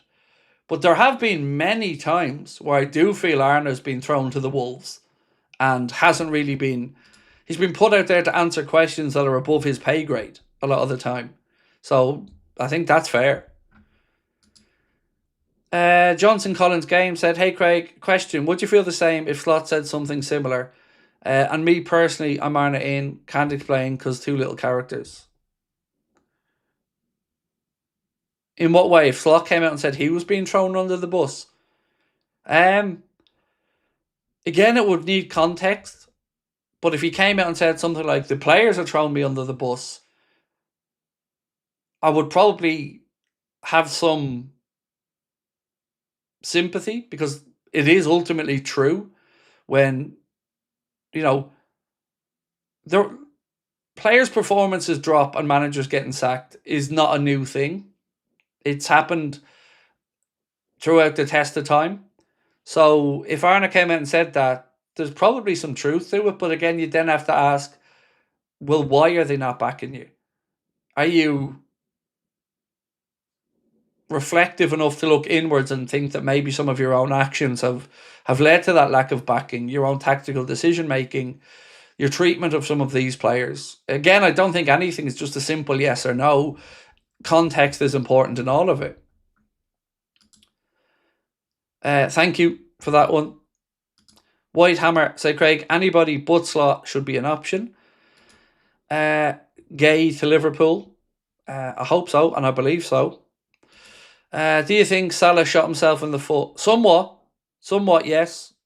But I'd also say that it may be a win-win from either way because he's not getting played. He's now really highlighted the situation. So either the manager goes, he stays and he feels like he wins, or he gets a move away from the club that he doesn't feel is treating him fairly and he wins. So it's kind of a win-win in that situation for him. Look, I don't agree with everything he said last night. Far from it. But there's probably grains of truth in all of this, on all sides.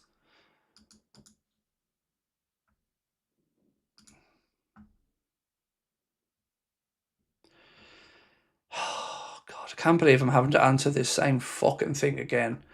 Craig, you said Mo's been playing crap for a while and should be benched. Now that he's benched, you're lashing out at Slot. Do you not think it's possible that two things can be right at once? And I've never, ever once backed down from saying Salah should be benched, because he should have been. I'm lashing out at Slot because he's shit and we're a laughing stock. The fact that you think everything is so singular and yes or no or black or white speaks to your own lack of intelligence, not mine. You know, and it's the same for people who, like, I had somebody say, Craig, I disagree with you on this, I'm unsubscribing. Right? Just as an example. I don't agree with everything from my wife, my kids, my best mates. But I don't cut them out of my life for one thing I disagree with. Two things can be right at once. Salah can have been deservedly benched and Slot should deservedly be fired. The fact that you can't seem to grasp that, it's not me speaking on the both sides of my mount, it's you being thick as pig shit. And obviously having a taste that you dislike of me and using this as a way to try and undermine me. But I've been at pains to speak openly and honestly about the situation. You've chose to selectively hear what you've wanted to hear. Simple as that.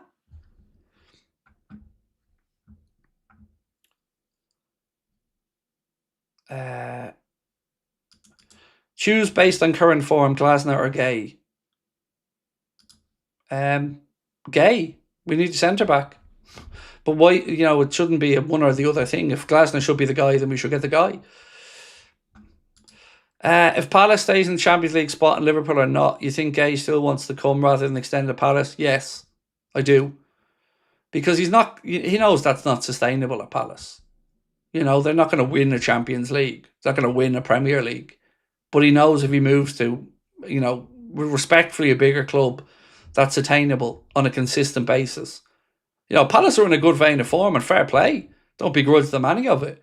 But, you know, be careful with the Salah interview and the eye issues. It's usually a translation issue between Arabic and English. Seen it many times. Come on. Really? Someone has been here 8 years and I'm supposed to think he doesn't know the difference between I and we? Come on, mate. When he said, I won the Golden Boot. I won the league. He knows the difference between I and we, Brian. Come on. How do you see this ending? We're both going. But staggered.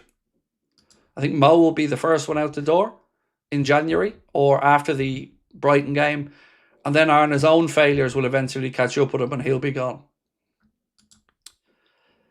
VR Joker said, evening. Sorry, late joining. Be interested in the rest of the squad perform going forward now. Real Madrid losing 2-0. Record losing their mind. It was great viewing. Yeah, it's not great over there for them at the minute, is it? I don't think Alonso's going to last too long. In all honesty, do you think we'll get top 4?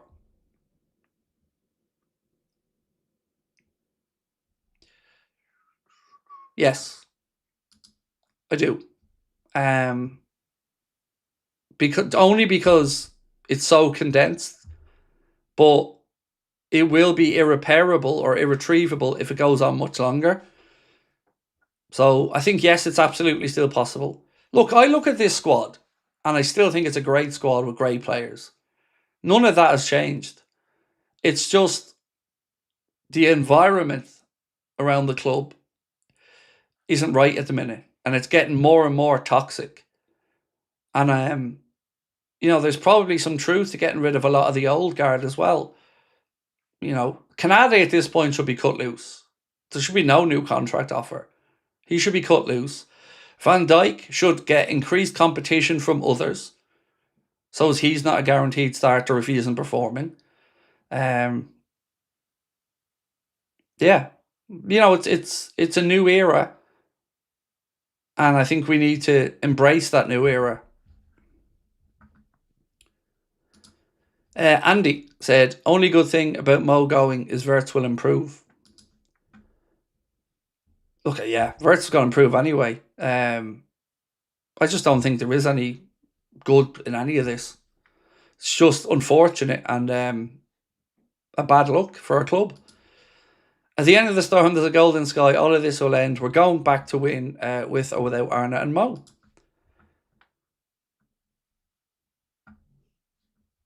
Salah is more replaceable than Canade.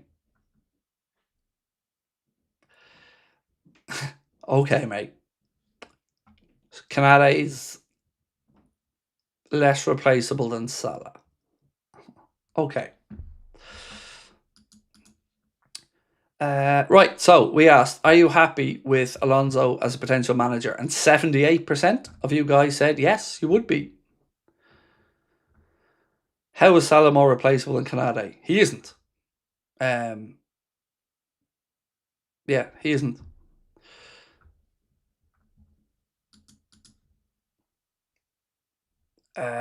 Did you mean where's Harvey? He's in the kitchen. Yeah, he's in the kitchen chilling out. My dog's such a pussy, John. If it's raining outside and you open the back door for him, he ain't going out for a pee. He puts the brakes on, and then he'll just piss on the kitchen floor.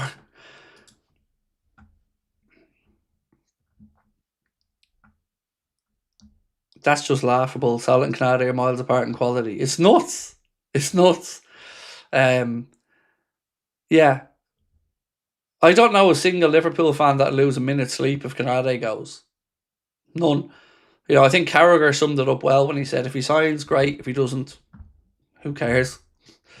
They aren't exactly Carragher's words. He was more polite than that, but ultimately, that's what I mean. Slot's duty is for his other players to be best quality form. Yeah, but he's still rewarding some underperforming players as well. There's just been a lot of excuses from Arna this season and not enough ownership of how bad it is. Right, ladies and gents, I'm going to go record a news video that cuts through all of this stuff and gives you the bullet points of everything that's happened today. So that'll be out by about 11 o'clock. Tomorrow, Connor will be here in the morning. I'll have a news video at about 4. And then I will be back tomorrow night for the late night agenda. But look, on what has been a very difficult night, I appreciate all of your understanding and kindness and your understanding of each other as well and your openness to other people's opinions. Thank you so much for that. If you can, before you head off, do hit that like button for me and we will see you tomorrow. Oliver said, can't wait to meet you personally one day, Craig, and shake your hand and say thank you for being real. Screw the yes men. It will be my pleasure, bro, and hopefully we can make that day happen at some point, Oliver. And drinks will be on me, sir. Right. See you tomorrow.